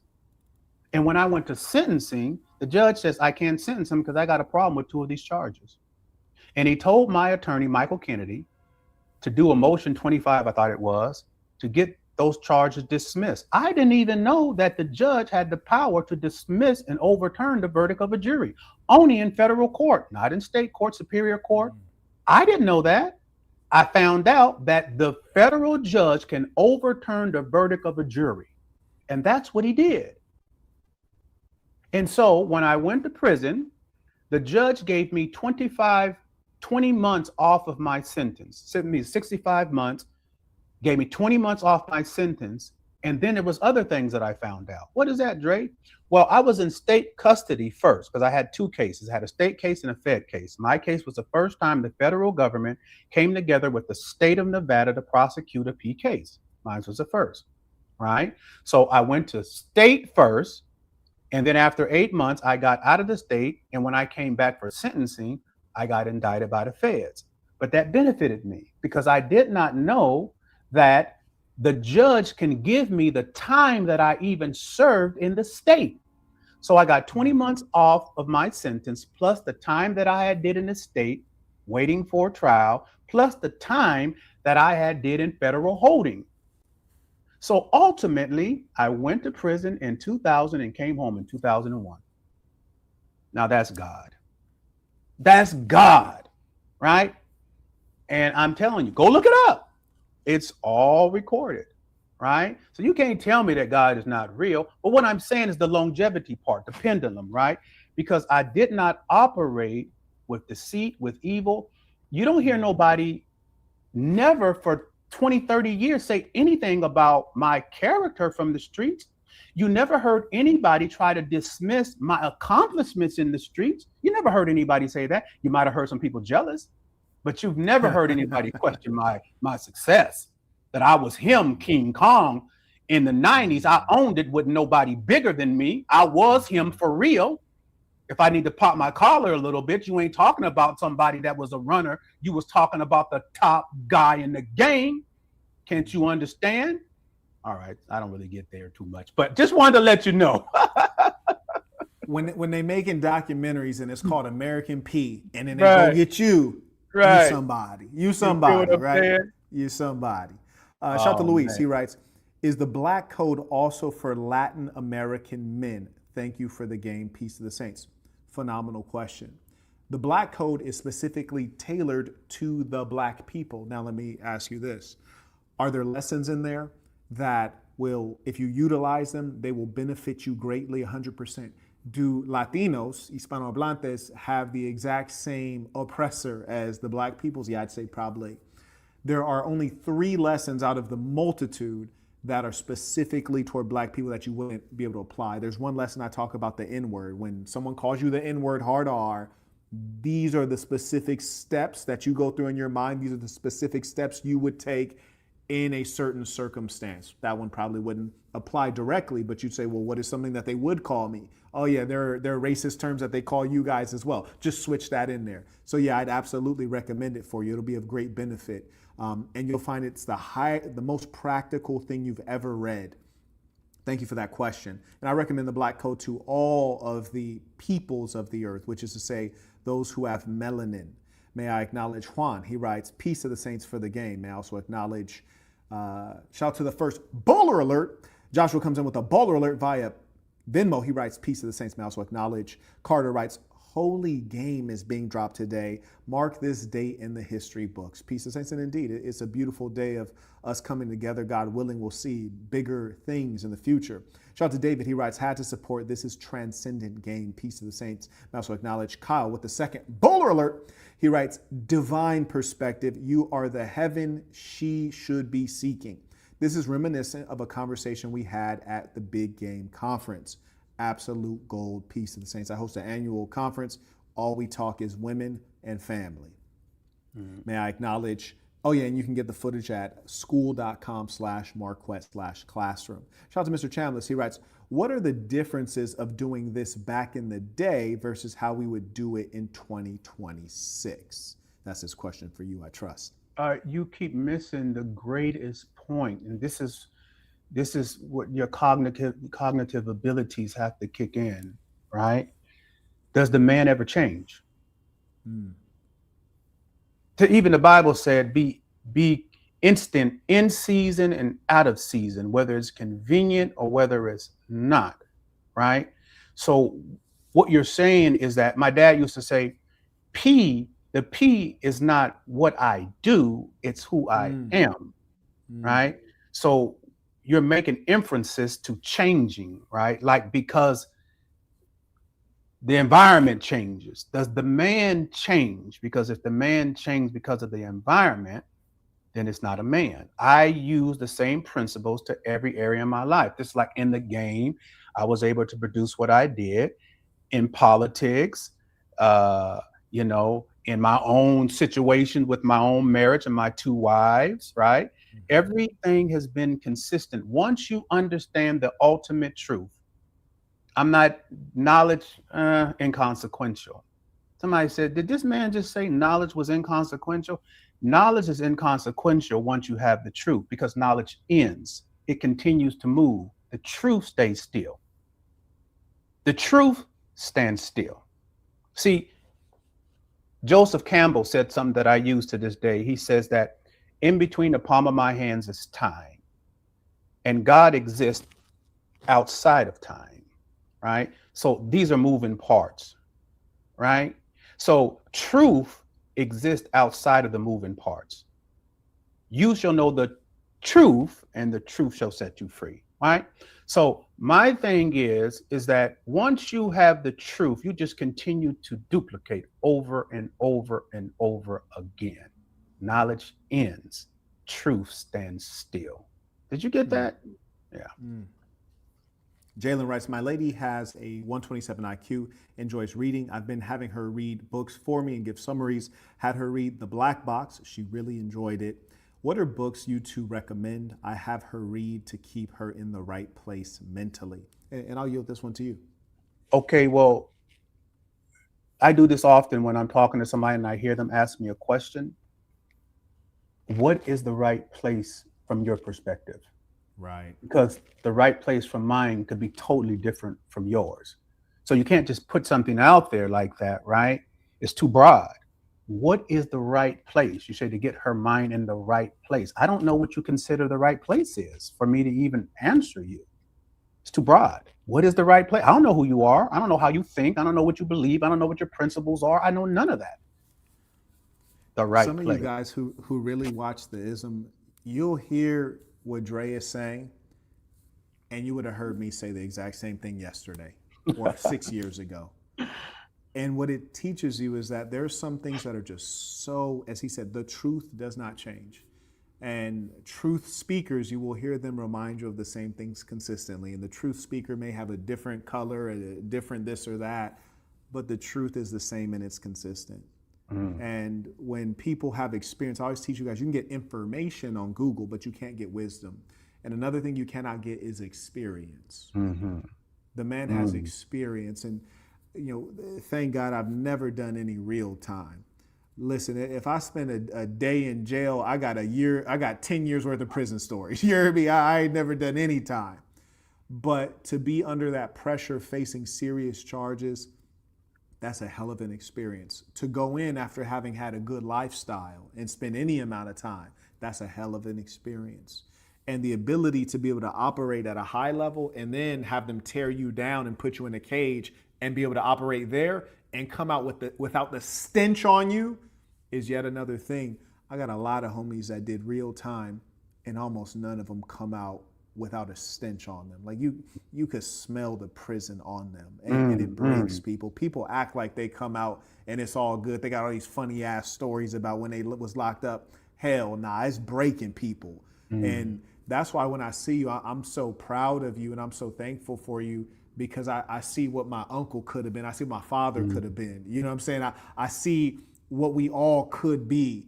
And I see a lot of hustle that most people don't have. Most people can't fall off and get back on. Most people can't stand tall when other people think you fell and you didn't fall. So that's why I have so much pride in you. I think the first message I wrote to you is I'm proud of you. And I think people get that confused because when you say you're proud of someone, they think that's something you say to your son. What I mean is I take pride in you, which is to say you doing something well makes me feel better about myself. I take pride in what you have achieved. I yield the floor. Oh, praises. That's beautiful. And I said back to you, I'm proud of you. And I still am. Right. And to the point that I like celebrating our people. Right. I don't have any problem celebrating our people. You could see like I've done interviews before, let me just say it like this. Our people's platforms are not readily available for me. This with Marquette is so perfect because of who he is, right? To appreciate whatever genius, right, he could see because of his own, right? So when I did the greatest work that I've ever done, no one has done it in the country. No one leads this country in police accountability. No one had the New Yorker come. You can't just be in the greatest magazine in the world because you're a rapper. You have to be significant. Right. You Right. have to have done something. When the New Yorker came and interviewed me, it's because they appreciated the mind that I have. So after all the great work, even President Trump called me. Bet you didn't know that. I don't agree with his policy. I'm not talking about that. But the level of the work that I was able to achieve reached the highest position in the land where President Trump called me, right? So, but there was no black Breakfast Club didn't call, no black platform ever called. It was all major white platforms. It was going on Fox News with Sean Hannity. It was, do you understand? This is the condition of the people, our people, right? It's like it's something that I can't even think about the word about how they think. They're intimidated. There's such an intimidation, right? They're so uncomfortable with my behavior and who I am. And their drawback is he used to be a pimp. Oh, a P. And it was right on the top of my, he used to be a P. That's their drawback, right? He used to be a P. After that was dang near 30 years ago, right? Regardless of all the accomplishments, regardless of all the things that I've done. No white people even think about that. Listen, when I came to Washington State, all of Washington State's leadership supported my movement and supported my leadership, from the governor, from the police chief, to the sheriff, to the senators, to the top senators. Patty Murray is the third most powerful U.S. senator in the country. She doesn't support anybody, but she supported my work. I sat down, we had conversations, right? And I'm just telling you, trying to give you an explanation that when you present this work, people are not looking at what you did. They're looking at you through your work, which is why I was talking about Kevin. Not because I don't think Kevin wasn't saying the truth. He was talking about the truth, right? But my expectation of what I expected from him is the truth got to be in your personal life. Because if you face them white folks, you will fail. You can't face the great oppressor with just words and not a life that substantiates your words. They will mock you. Once they start doing their investigation, if you are not solid through and through, whatever heroes we had, you will be neutralized. The COINTELPRO neutralized the Nation of Islam. Yeah. It neutralized the Black Panthers. It neutralized every great thinker and great mind, but they did not neutralize me. They did not neutralize me. Why? Because the thing that every country is vested in, more than money, is great thinkers. Great thinkers. So when the system sees something that they don't have, they'll pay you to get it. What do you mean, Dre? They think they own the knowledge because they have Harvard, Yale, they got Cambridge overseas, and Columbia here. They think they own the knowledge. So when a guy whose mother was a working woman and whose dad was a P is able to conquer them, to rise to a level with new information that diminishes white supremacy, they don't want to destroy you.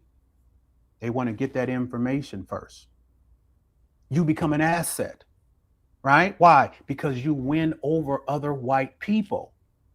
I wasn't able to achieve my achievements alone. It was the white, powerful people that I put up in front and let other white people face white people. I didn't put you up in front. I put white people up front to make them face other white people. I'm going so many places. I better stop because I'm going to explode your brain.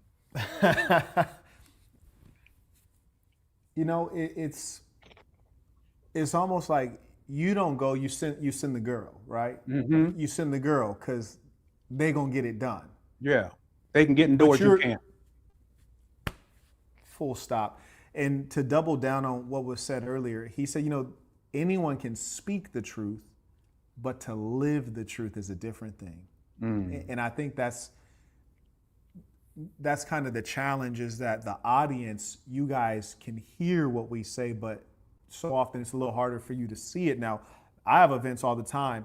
He has Remnant. They meet up in person. So you all have seen what it is with me. And shout out to the Saints from Texas. You guys see when I show up, you see I show up with 2-3 of them things. You guys can see how I've lived for years on end, and it's always consistent. It's always, you never seen anybody jump out of pocket. And one thing I also want to let you guys know is that the internet has people playing follow the follower. And they don't know that. They might be thinking like, oh man, I'm getting gamed. So got gamed up from this other guy that you don't even know about. To me, I always give the explanation of, well, you guys know about Malcolm X, but most of you don't know about the Most Honorable Elijah Muhammad, his teacher. I want you to go to the source on things. And you hear people mess up things all the time. And we talked a lot about the black culture. And, you know, I see guys talk about, oh, you know, that guy's out of pocket. I was like, is that how that term's supposed to be used? Do men get out of pocket, or is that supposed to apply to a female? And it's like people take things that they don't understand and they make a mess of it. And that's why it's so important for you to go to an authentic source and to an authority. And I teach you guys a lot about hierarchy. Respect the hierarchy. Respect the man who's done what you haven't done. Respect the man who's willing to do what you wouldn't do. Respect the man who knows things that you don't know. Why I'm here to learn and here to ask questions. I'm not here. Hey, Dre, I disagree on that. Let me tell you what I think. It doesn't matter what I think right now. Sometimes it's good to say, damn, you got 10 years on me. You got all these experiences on me. You done things I've never done. You done things I want to do. Let me exercise humility and learn something. Shout out to Giovanni. He writes, P game on tremendo. Salute to the wise men. Peace to the saints. Wise men, something we need more of. Shout out to Nick. He writes, peace to the saints. Thank you for always giving out game and teaching me how to play it like no other. Quote, the student who is the best teacher always remains a student. End quote. Big Game Conference 2 was exceptional. Absolutely. And we kicked real game in that one. You did. Shout out to Omari. He went to sasnbrand.com. He just got the Exercises Prayer shirt. We're going to be discontinuing all of the colorways except 2 within 24 hours. So definitely grab that if you haven't. I also want to acknowledge Roberto, who just got his ticket to the Caravana event hosted by our executive in Canada. And that event the tickets are closed off in 24 hours. Get your ticket now. I will be there. I'm not hosting the event. I am attending the event. I will be there. Definitely pull up. Let me acknowledge. I want to make sure I don't skip anybody here. Shout out to Badman, writes, peace to the saints. Chung writes, great conversation. Peace to the saints. May I also acknowledge the third bowler alert. Shout out to Stop Playing Trey. He writes, shout out to SAS in Miami for hosting me last weekend. They got me great food, gave me car rides, which saved me money, and they were security for me during my street interviews. You dig? He writes, also shout out to Jing C for inviting us to his home, imparting me with some gardening knowledge. Peace of saints. And shout out to Jing C. I just did an order with him, ordered 3 pieces, very fine pieces. I'm gonna put them up in the plantation. Cordell writes, this ism will go over your head always, because as they say, I could tell you how to do it 33 times and you still couldn't do it. He writes, rewind, replay, super real, deep game, 2 living legends. Appreciate you. Let me show them a little bit more of your work, Dre. Okay. And I know your time is highly valuable. When you got to go, just say the word. I know we're winding down on time. I'm here with you. I'm on your time. I appreciate you. And I didn't even listen to this clip right here. I want to let everybody know. I don't know what's about to be said in this clip I'm about to play. Nigga, I'm just here for the drip. I'm just here as a fan of the. You ever saw that movie Casino? Yes, indeed. Listen, I was convinced that ain't nobody in real life had a suit game like me. I was like, maybe De Niro in Casino could see me Right, almost. right. I ain't know nobody was walking around the planet Earth like this. Man, look at the drip, man. The suit is ridiculous. I don't know what's about to be said, but try to stay focused on the words. Going through federal prison. Well, not before federal prison, when I was going through trial, right? And that's what everybody else saw on the outside. Now bring your whole mind. This is very, very important, how you could be tricked up and where you could lose power from not knowing. Losing disposition to create power. Losing disposition to create power, right? Everybody else saw me going through a trial. I never saw the trial. I only saw the assignment. Now think about it this way. I believe, this is when you see assignment. I believe that this was purposed by God. I believe that, which is why I could accept the assignment, accept the perception of what everybody else seen, right, as something that was just negative, or you're going through trial and all these things. I never seen it one time. I seen the assignment, and evidence to show that I didn't see it like that is because in the article, the Review Journal, the Las Vegas Review Journal, when I was in trial after they had found me guilty 7 times, what I said. And I'm trying to make you understand why I said what I said. And it's beautiful to have the evidence, but we can go back and you can understand why I made the proclamation the way that I did. When they had found me guilty, in the article, which is in my documentary, Master the Game, I put the saying. Oh, you got a documentary we got to check out too? Yeah, that was years ago when I first got out. Okay, well, y'all gonna have to go back and get it then. I want to, if I might, I want to speak up on your lady real quick. And Which one? I always tell people the one that was on the left. The one. Oh, okay. All right. Yes, all sir. right. Yes, sir. And I love that. Pimp, pimp, hooray! But Poor crazy. you know, see, one thing that gets me mad is when chicks like to think that they the center of attention or something like that. I've seen you on a couple different video clips, and one thing I love is that she ain't never even looking at the camera. When you're talking, she's looking at you, and it looks like you're saying the most fascinating things that have ever been said. And here's the thing that I know for sure from lived experience. She's heard a lot of what you've said before. No question. And she knows you're genius. And when you're so close to genius, sometimes you can become numb to it. You heard me? When you got Master Yoda in your house and you hear Master Yoda, hit you with this ism on a daily basis for 20 years, you would think you wouldn't be so tuned in and focused and tracking the speaker as though you just heard him break this down for the first time every time. And that's what those nerds don't understand is that is where that's love. Yes. That is her fully signed up for you. She's not looking in the camera. She's looking at you. That's right. Listen, I heard you. I saw one clip. I don't even remember what you was talking about. You was talking for damn near 20 minutes. This woman looked at you for 20 minutes. She looked at you for 20 minutes straight.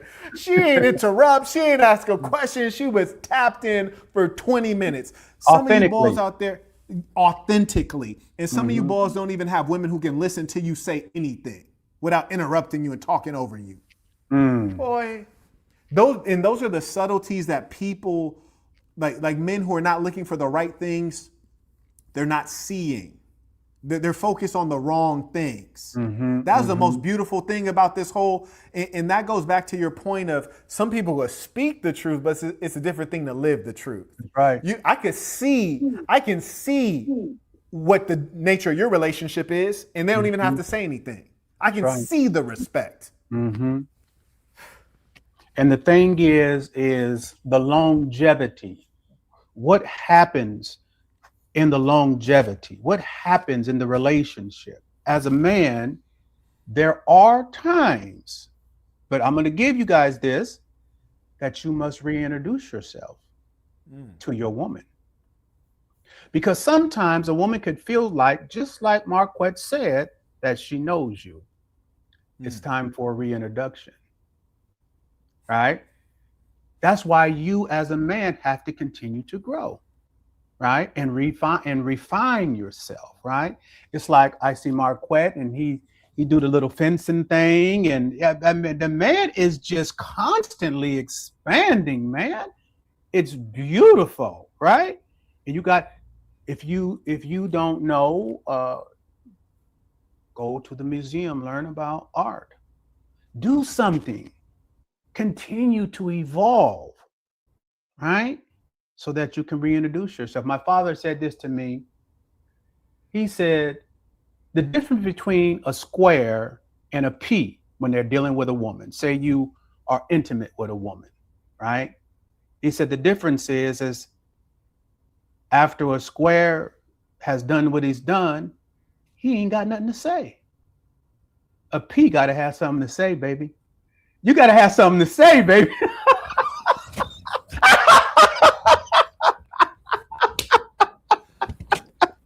Listen, and I know you didn't drop some bars too. You used to make some music, right? I don't know if you still do, right? Yeah. Yeah. Listen, I said I'm not effing her body, I'm effing her mind. Right, You know, right, like I'm not trying to outperform in the bedroom. right, You know, right.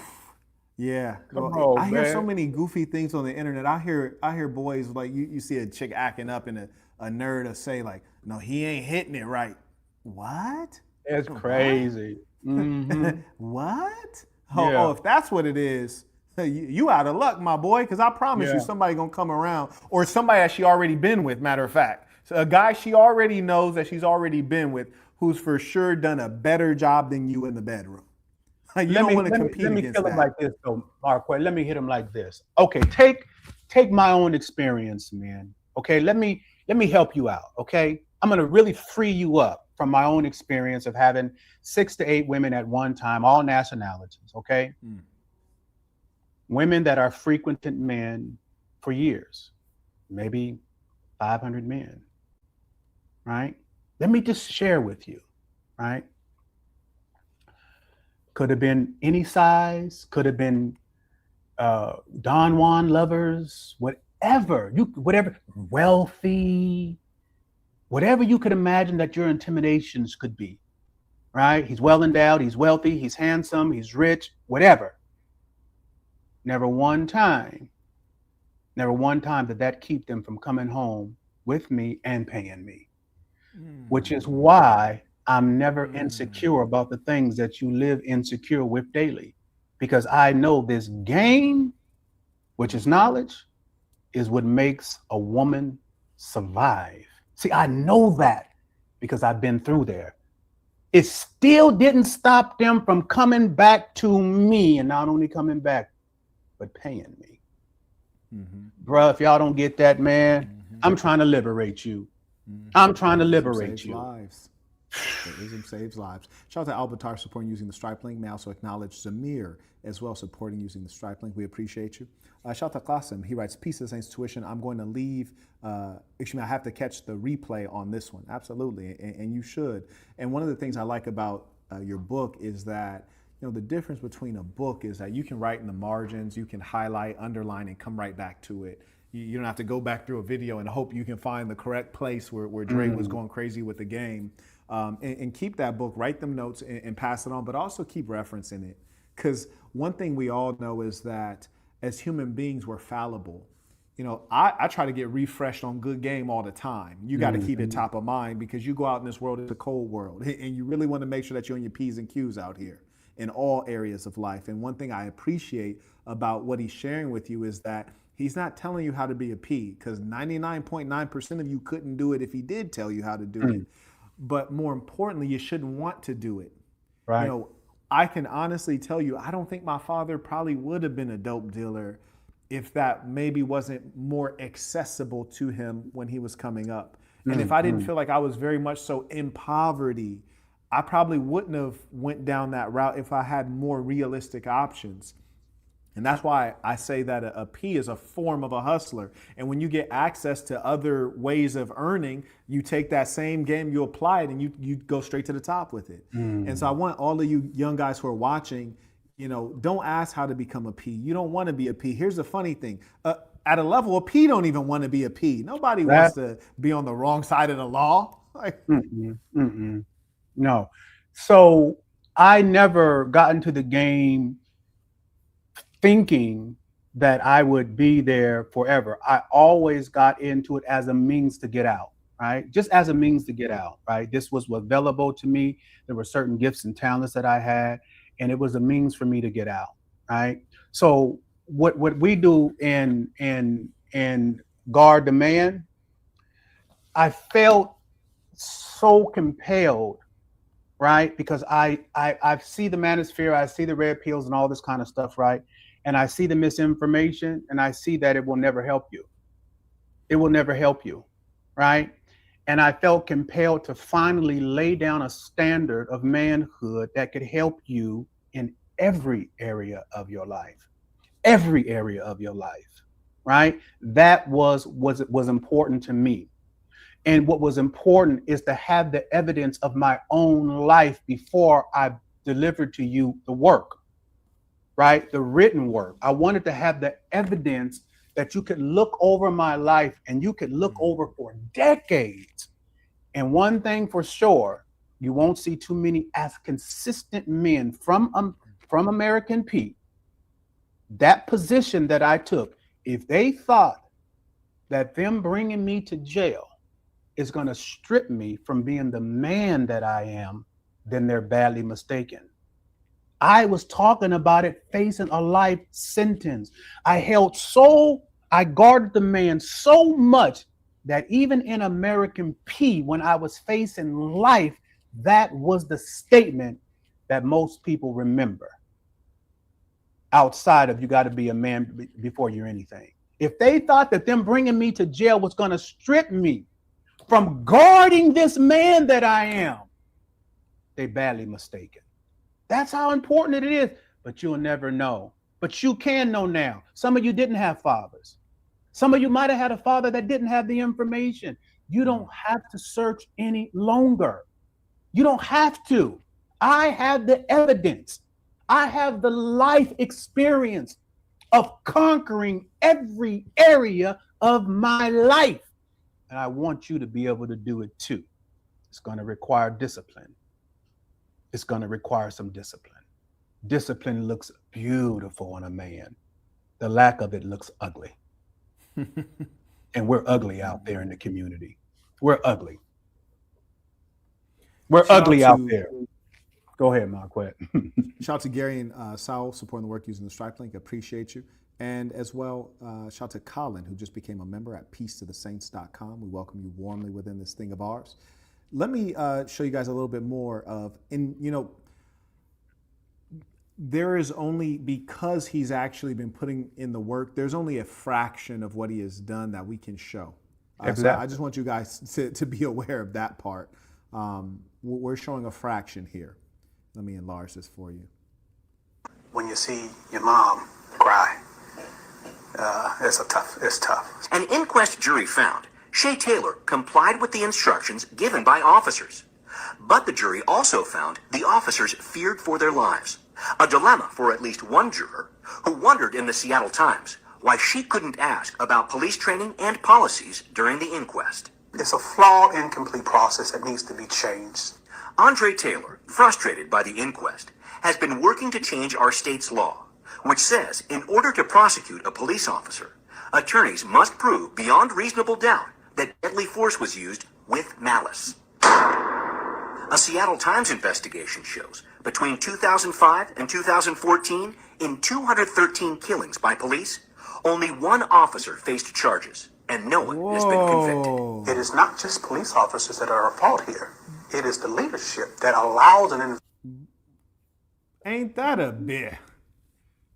That almost brings tears to your eyes, man, just to hear how corrupt it is. Mm-hmm. But we changed it, though. And I should have gave you that video, but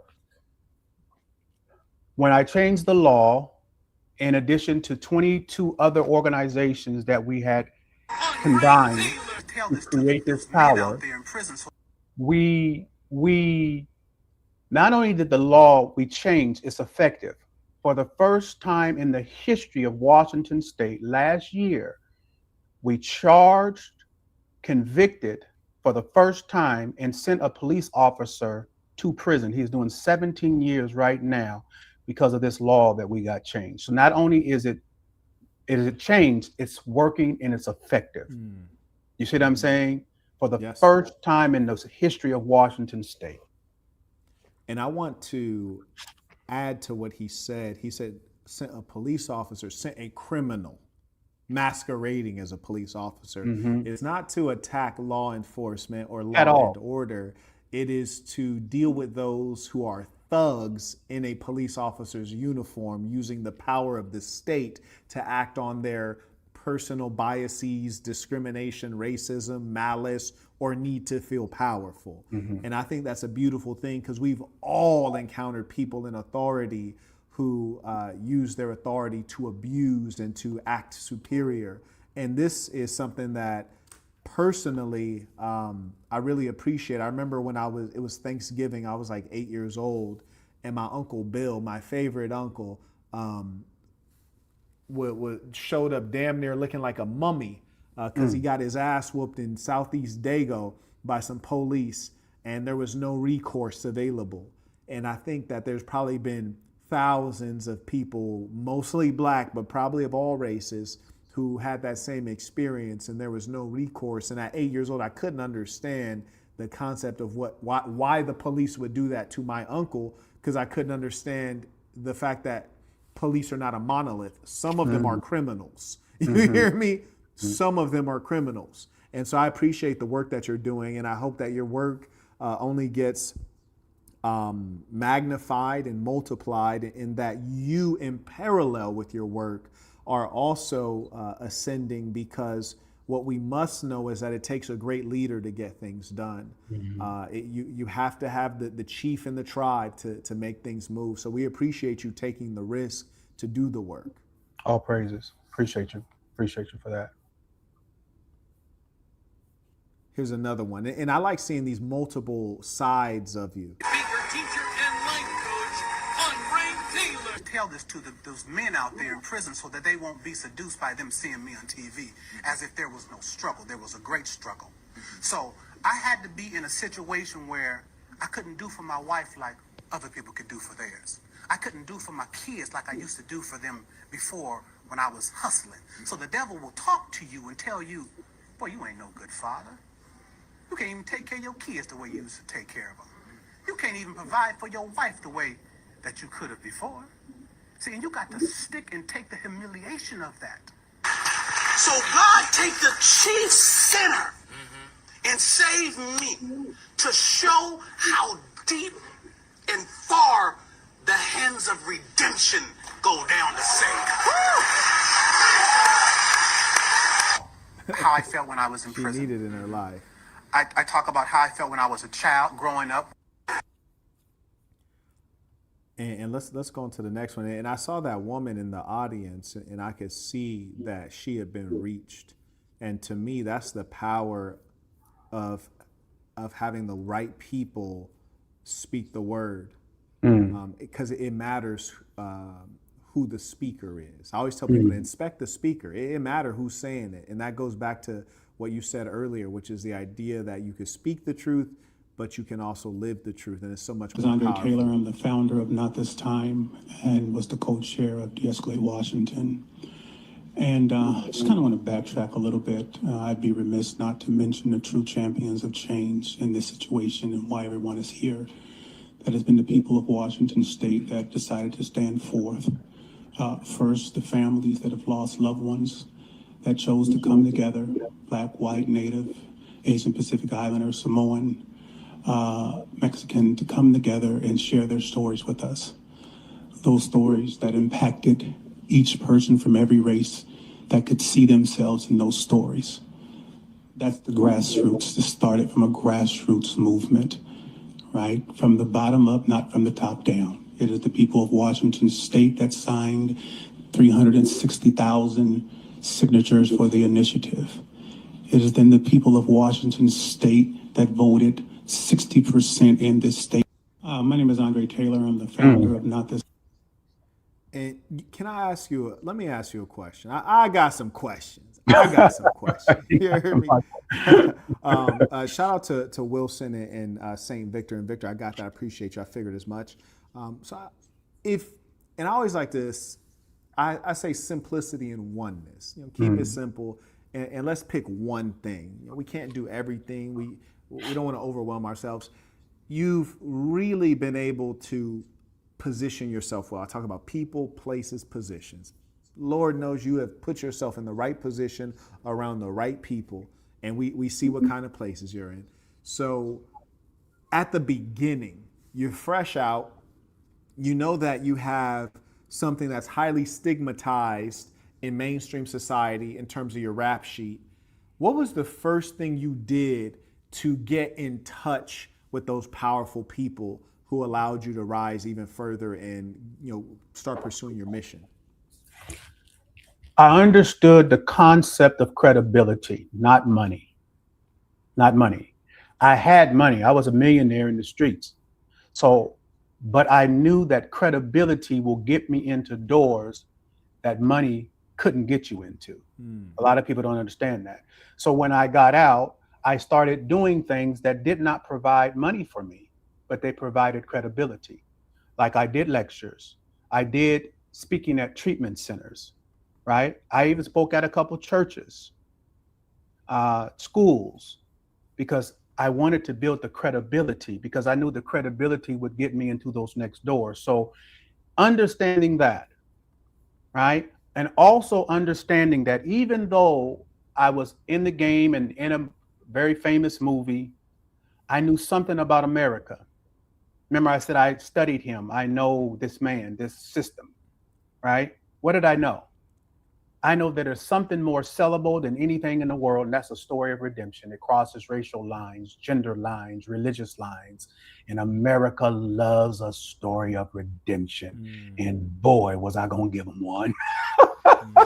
Boy, was I gonna give them one. Yes. Shout out to Nicaragua. He writes, is marriage in favor of a man these days? Of a man? What is your idea of a man? Because sometimes you can say a man, and like I said earlier, we could have a different, description of man. So it's in favor of a man from my perspective of what a man is.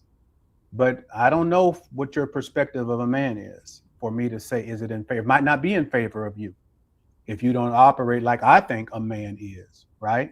Because you might not be guarding him.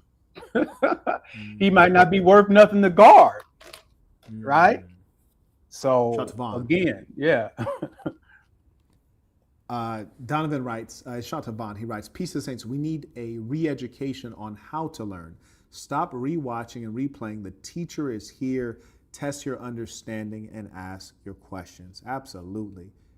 And may I also acknowledge via Venmo, Jalen writes, please excuse me for not being goal-oriented with my question. He had the question earlier. By the right place mentally, I mean in the place where she is focused on obedience and submission to me. This is a gentleman who had asked earlier. I remember. What books? Okay. So this is really hard for males. It's a very, very hard concept to understand, right? That everything begins with you. Whatever you want from her is inside of you. Did you hear what I said? Whatever you want from her is inside of you. That's how powerful you are. That's how beautiful you are. That's how complete you are, right? And that's why you have to guard you. Everything that I've ever wanted in a woman, I know is inside of me. It ain't inside of her. It's not inside of her. No woman comes ready-made. Did you hear me? No woman comes ready-made. I've heard little guys say, man, she got to know this, that, and the other already. Well, bro, what you really saying? What you really saying is that you couldn't be a complex individual at all if she could just know you in 2 days and got you figured out. A woman come be with me, you got work to do. I am a complex individual. You got work to do. No woman comes ready-made, right? You got to prepare yourself for her to adapt to you. Remember that? Have you ever heard that joke? You ask your girl for a sandwich, she gonna make you a sandwich. She ain't even asked you if you want pickles or nothing on there. She done brought you pickles and everything. She done brought you another man's sandwich. Right? She done brought you her ex-boyfriend's sandwich. She gotta adapt to you, bro. Listen, I hope you know, he might have been chuckling when he said it, but I hope that really landed on you. You asked her to make you a sandwich, and she brought you another man's sandwich. She was operating based on his programming that he gave her. That hurts. I know, man. That hurts when you don't do your diligence. It's just like when you have a new employee, you got to onboard them. You got to teach them something, which is to say, you got to give them some game. You're the great teacher. I like that part about when you say they don't come ready-made, because it also hints at the fact that they're also imperfect. And it's upon you to get them closer. And it's based on your definition of what you need her to be. Ain't no question.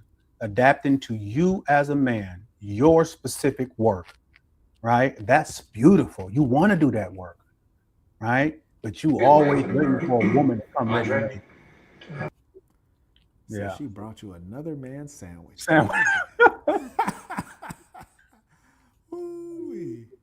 I care about every life in America. Andre? I appreciate you. Yeah, beyond the politics. Just shout out for being there. This is a huge platform.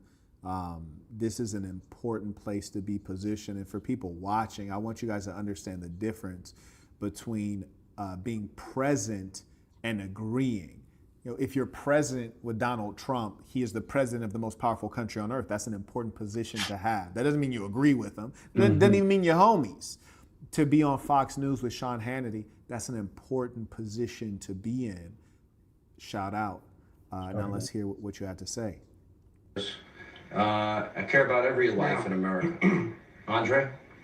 I appreciate you. Yeah, beyond the politics, the human story is that Horace called me as an American. I helped him as an American. You helped us as an American. Beyond the politics, those are real stories. And out of everybody, through your show, Horace was able to touch millions of people. And the president was one of those people. And people often say about the president is this, the president is that. And I say to them, I don't care what you say. Personally, the most powerful man in the world did not have to call Horace and offer his condolences. No other politician did that, but the president did. No one else gave us a platform like you. So on a personal matter, you know, I appreciate you and I appreciate the president for reaching out. I'm talking about a human story. Not on politics, just on some real human story. And I think that that was beautiful. And to this day, we're ever in. I care about every life in America. Andre? I appreciate you. See, to me, I get this instinctively. And a lot of people who lack life experience, they're immature, they never had to go through anything tough with other people. They don't understand loyalty. And there have been times people say, oh, well, why do you talk to so-and-so? Or why are you cool with so-and-so? I say, in my book, I tell you, the first person who really taught me how to hustle was this was his name. And one of the things he told me, he said, if somebody don't get money with you, they ain't your friend. And that similar to yourself, because I'd asked you earlier, I said, what lesson could you have told your younger self that you wouldn't have listened to? And you said, well, my father giving me game throughout, I would have listened. And I was the same way, in as much as I knew that I had a lot to learn, and I knew my real position. I was young, I was inexperienced, I was a kid. So I was always listening to my elders and listening to those who cared about me. And he said, if they don't hustle with you, they're not your friend. And to that meant so much, because it means, like, I'm not going to discuss crime with people I didn't do the crime with. You're not my friend. Like if I did some dirt, you best believe I ain't going to tell you. You didn't do it with me. If something goes wrong, what incentive do you have to not screw me over? For example, I was with my ladies this yesterday, or actually the whole week. We're looking at properties throughout Texas. And there's a seller's agent, our agent, and then there's a buyer's agent. So, excuse me, there's a buyer's agent, which is our agent, then there's a seller's agent. So we're looking at huge, beautiful properties in Texas. A lot of them are for the members. Let me know if you guys want me to do a member-only live session discussing some of the experiences. But one of them was from a famous basketball player that you guys all know. And when we pull up to certain properties, you know, these are sprawling properties, some of them stone, beautiful, magnificent. This one dude had, his backyard was like Hurricane Harbor, like a water park. It was ridiculous. You're going through all these security gates with their initials and their crest on the gate, gorgeous properties. And, you know, one of my ladies is very savvy. She's very good with business and finance and real estate in particular. And I don't have to tell her a thing. Another one, very feminine. Her skill set is in a different area. And she's such a sweet person at heart. And she's sincere. So she sees something she likes. She's like, oh, that's beautiful. She's sincere. But I told her, hey, you better go in here, poker face on. Because all of those reactions impact the price. Right. I need you to not be impressed with anything. Mm-hmm. I don't care. We walked into one dude. I got a huge bed at the plantation. I got a California King. This nigga the nigga bed was so big. I was like, where do you even order those from? Like, where do you even get sheets? Where do you get sheets for this? This is ridiculous. And the cool thing about that property is he already took out the furniture. He wants the rest of it stays, which is amazing. But I told her going in, we were just about to get out of the car.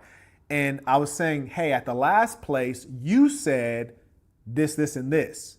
I was like, don't you do that anymore. I already told you, like, keep the poker face on. And she says, oh, okay, even in front of our agent, which is to say the buyer's agent, because both the buyer's agent and the seller's agent tour us around. But when we get out the car, the buyer's agent is our agent is right there. She said, even in front of him. And I said, he's not in our family. He's not in our family. We've hired him. He's representing us well. I like him. I'll do business, but he's not in our family. This is family business. Don't let anybody know what you think outside of the family. And just like it was said by my big homie, he said, hey, if they don't hustle with you, they're not your friend. Because at the end of the day, if we homies and you ain't never trying to figure out how to put a check in my pocket, how close are we really? Don't we have to pay for food and pay for rent? You ain't never tried to help me out? I'm not saying let me live off of you, but I'm saying let's get it together. And if we ain't getting it together, what we doing? You know what we doing out here? I yield the floor. I wanted to say something because you guys have seen me in a multiplicity of different environments, right? And I want you to understand how I was able to switch up or adapt to each environment, because growing up, my father would always tell me, don't never be a one-trick pony, right? So growing up, understanding don't be a one-trick pony, you become broader, right? To understand that there are different environments that require different things. But there's one thing that's essential that I'm going to share with you that helped me win in police accountability. Because while all the Black community were so complaining about everybody, right? They're mad about me talking to the mayor, mad at me talking to the governor, mad at me talking to the police chief, just angry about everybody. I asked them a question. Have there ever been a police chief that you liked? So I said this. I said, I'm going to tell you what I believe. I don't believe. This is something that is a staple that you could use, right, in your life. I don't believe that I have to agree with somebody 100% of the time in order to build with them. I don't believe I have to agree with someone 100% of the time in order to build with them. Then I would say, do you agree 100% of the time with your mama, with your daddy, with your brother, with your best friend? Who is it that you agree with 100% of the time? Why is it that you are operating in life, in politics, in business, in this, thinking that you have to agree 100% of the time in order to build? Build where you can build. So it gives you such a latitude to build with a lot of people. Do you think I agreed with law enforcement? Did you think I agreed with President or Sean Hannity? Or do you understand? No, I don't agree 100%. I'm not looking for the agreement. I'm looking for the build. I'm looking for the build. Do you understand? And when you're able to move through life like that, you become adaptable. The scripture says it like that. He that has friends must show himself friendly. So everything doesn't offend you when you position yourself that you don't have to agree 100% of the time, right? So now you keep the offense from impacting you, right? Because people can see offense and it could be a turnoff. It could kill you from real true business.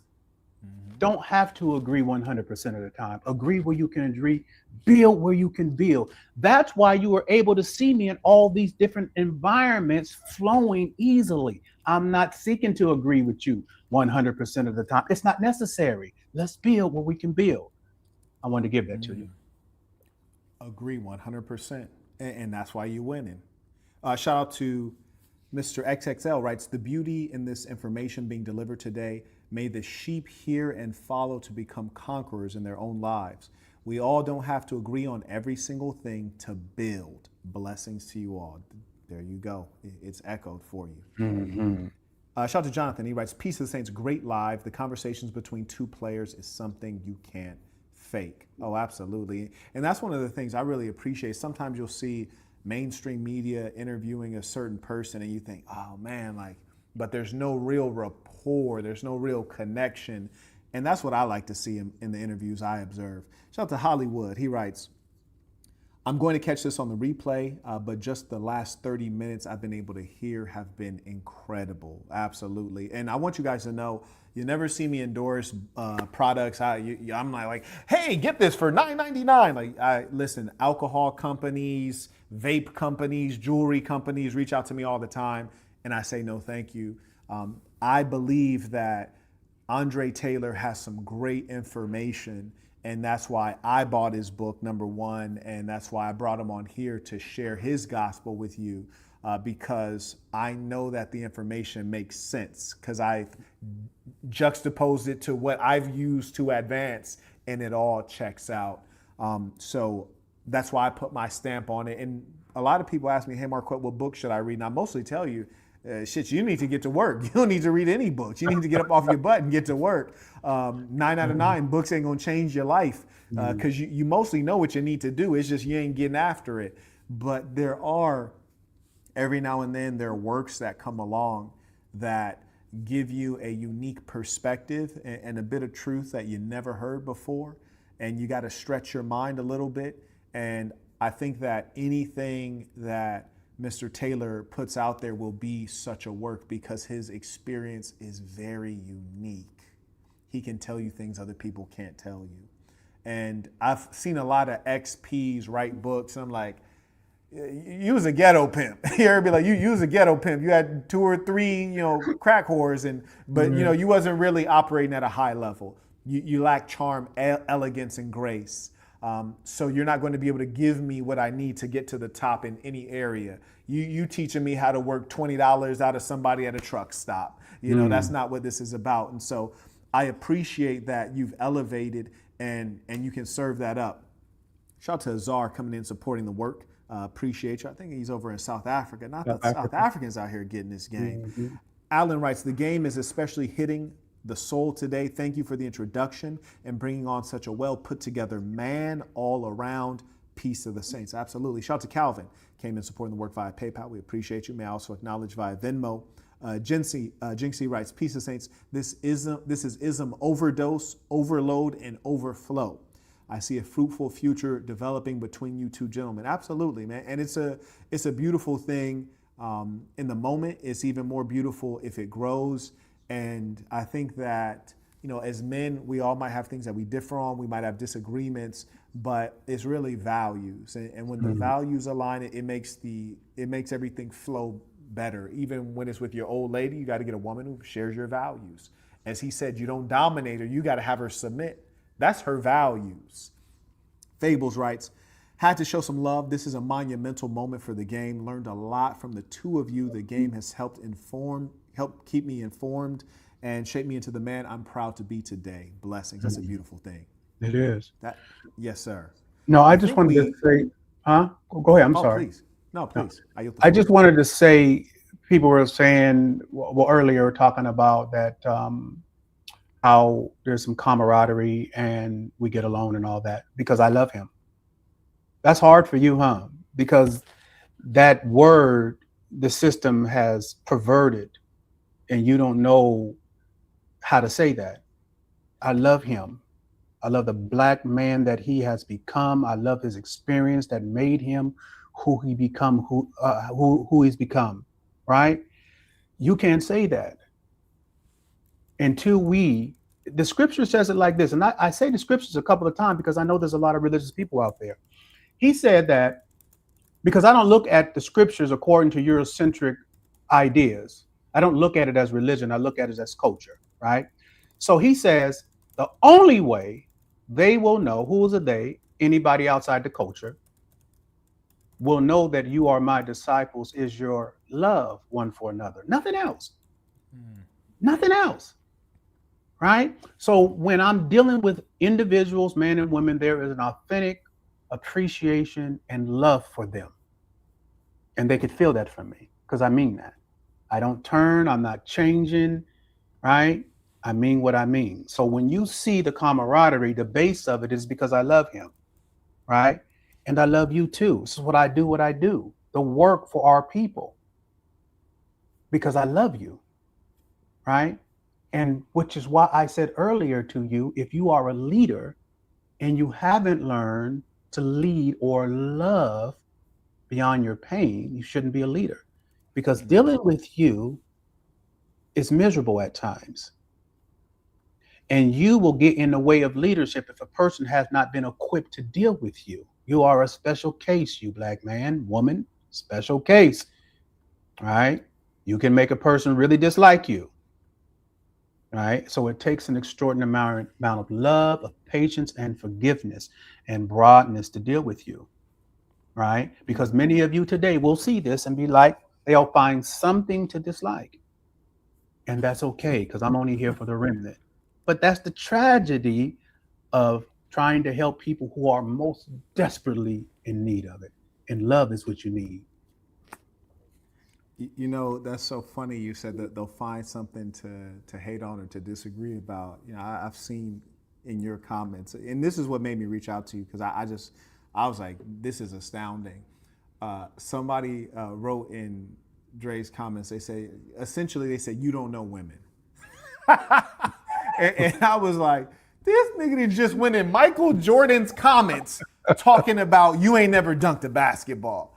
I was like, Lord, and I want you guys. I'll say who said it. I ain't gonna. Go ahead.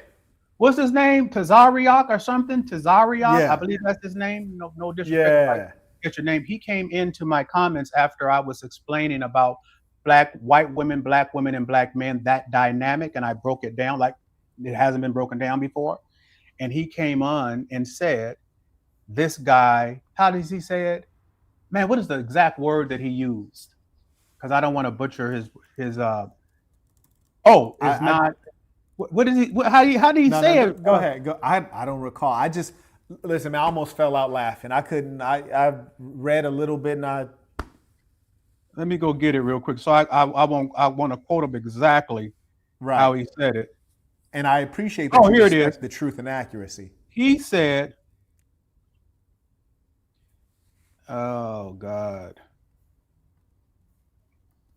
Oh, he said, this individual is not qualified. And so I wrote him back, bruh, do you know me?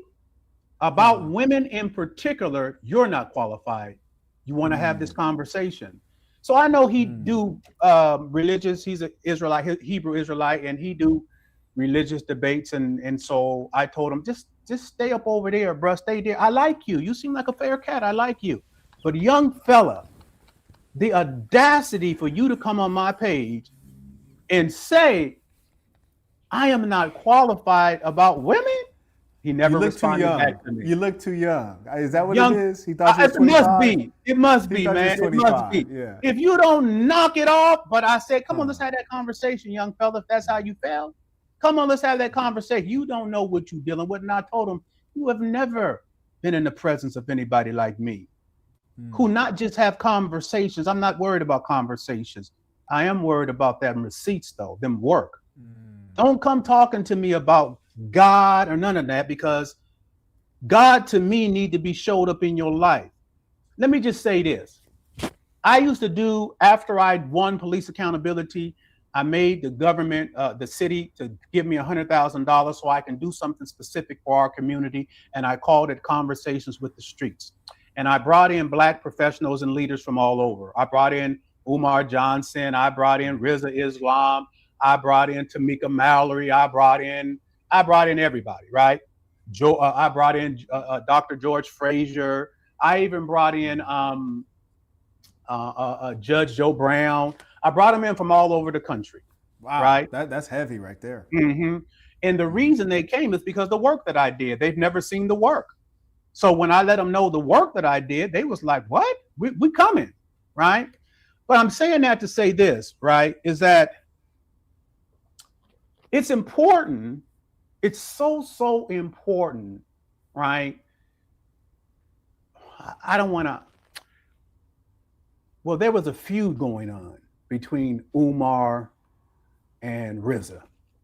There was feud. I didn't even know about that. Oh yeah, there was feud. You know what I'm saying? There's a feud going on, and we were able to mend that feud. And I told everybody who was coming, whatever your philosophy is, please keep that where it is. I even brought a high official in the nation, Brother Nuri Muhammad, down here.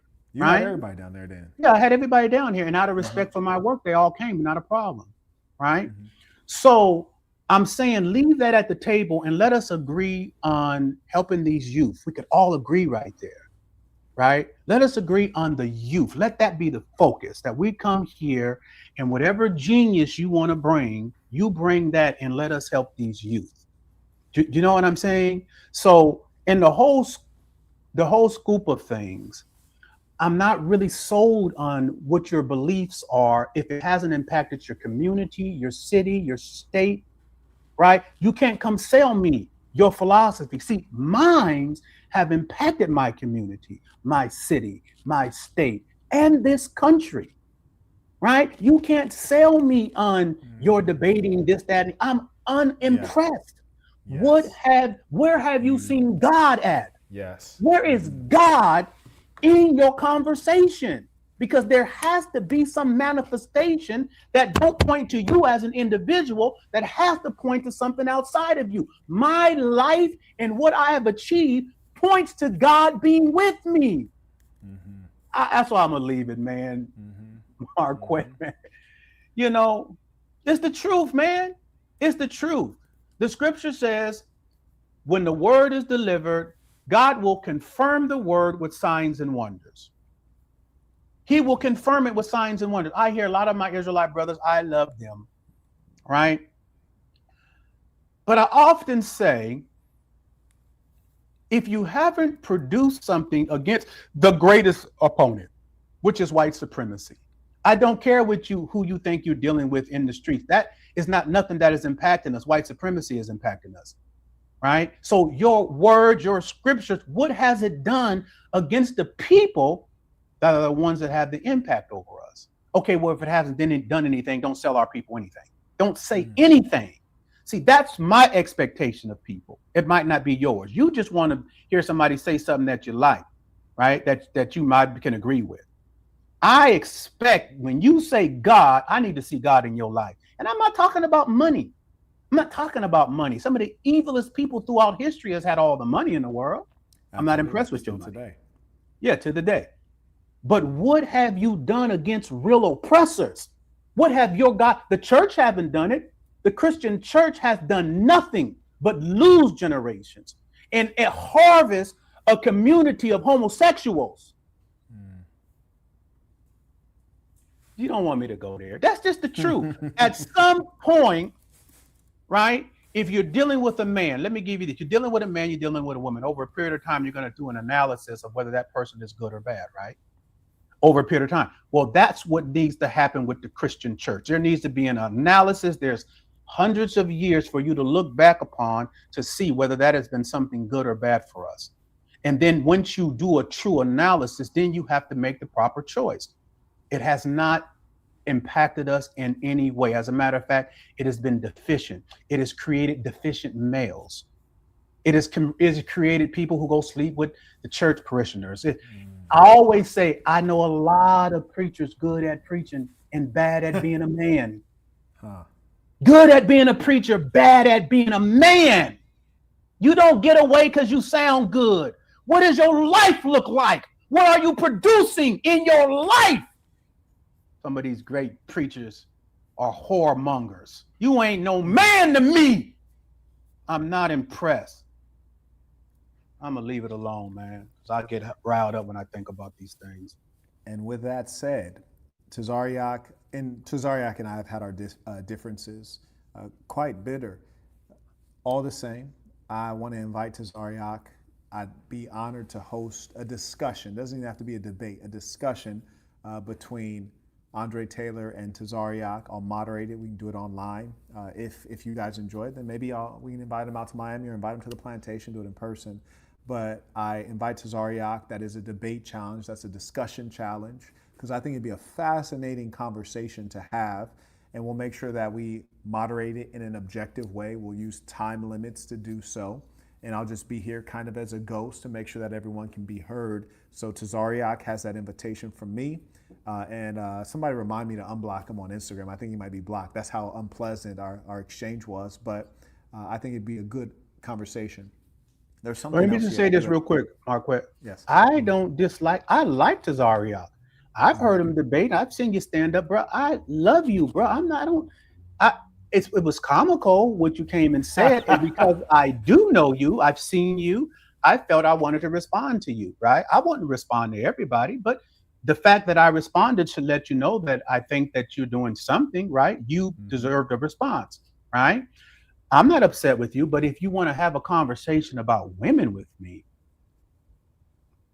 my young brother, I know I look extremely young. I know I'm not. But we could have that, right? And like I said, I'm not upset with you. It takes a lot for a person to make me upset with them. I just don't think nobody is that important to me for you to make me upset. I could be disappointed, but upset is different. Disappointed, I could be that, right? Mm-hmm. So I just wanted to put that out, bro. I don't have any dislike of you. I love you. And when I say I love you, I mean it. I mean that. I can't tell you, people don't know what it really means, right? I'm not about to say anything denigrating to you or nothing like that's not who I am anyway. But if you would like to share some space about what you think you know about these females, I'll oblige you, my friend. Mm-hmm. And if you're in the chat right now, if you'd be kind enough to just DM me Tazariak's IG handle so I can find him on IG, and I'll go ahead and reach out and see if we can make that introduction happen. There's something else. One thing that you had led with, and I always reiterate this, especially when these folks come on and they want to say, well, I want to have a debate with you about Marquettism, and like, I disagree with your philosophy. And I always want to start off by saying, okay, well, before we get into that, what have you done on the planet Earth? And where can I observe your works? Because so many people want to speak philosophy, but we're living philosophy. That's right. You can see it on the ground. We got sections throughout the world in real life. And that's why I'm always telling people, like, hey, you're a coffee shop revolutionary, buddy. Like you could give a hell of a speech, me too, but that's not going to get the job done. And it has been said by Otto von Bismarck that the great questions of our day will not be settled by speeches or majority votes, but by blood and iron, which is to say by men on the ground. Yes, and that's beautiful. Why I don't like these preachers at all. I think we're very much so aligned on that. And I respect the word. I respect all of the scriptures that have been revealed. But we all know that God, if you have a garden, we can't say, hey, look at the garden that God made. No, God gave you the soil and the seed. You had to water it. You had to care for it. You had to pull weeds, which means man has a role. Man has to do something. It's not going to all be left up to God. So the good men must act. The good men must fight. Shout out to Jinx C, comes in by Venmo. He writes, shout out to Saint Trayvon McNear. He's doing the Lord's work and helping us reset our black women. Thank you, Saint, for building this thing of ours and connecting great men around the world. Absolutely. And, it's my pleasure when I see the young boys really, doing the righteous works that have to be done, especially when I've seen their maturation. I remember last time or maybe even the first time I saw them in person was at my place in Atlanta hosting Saints Holiday.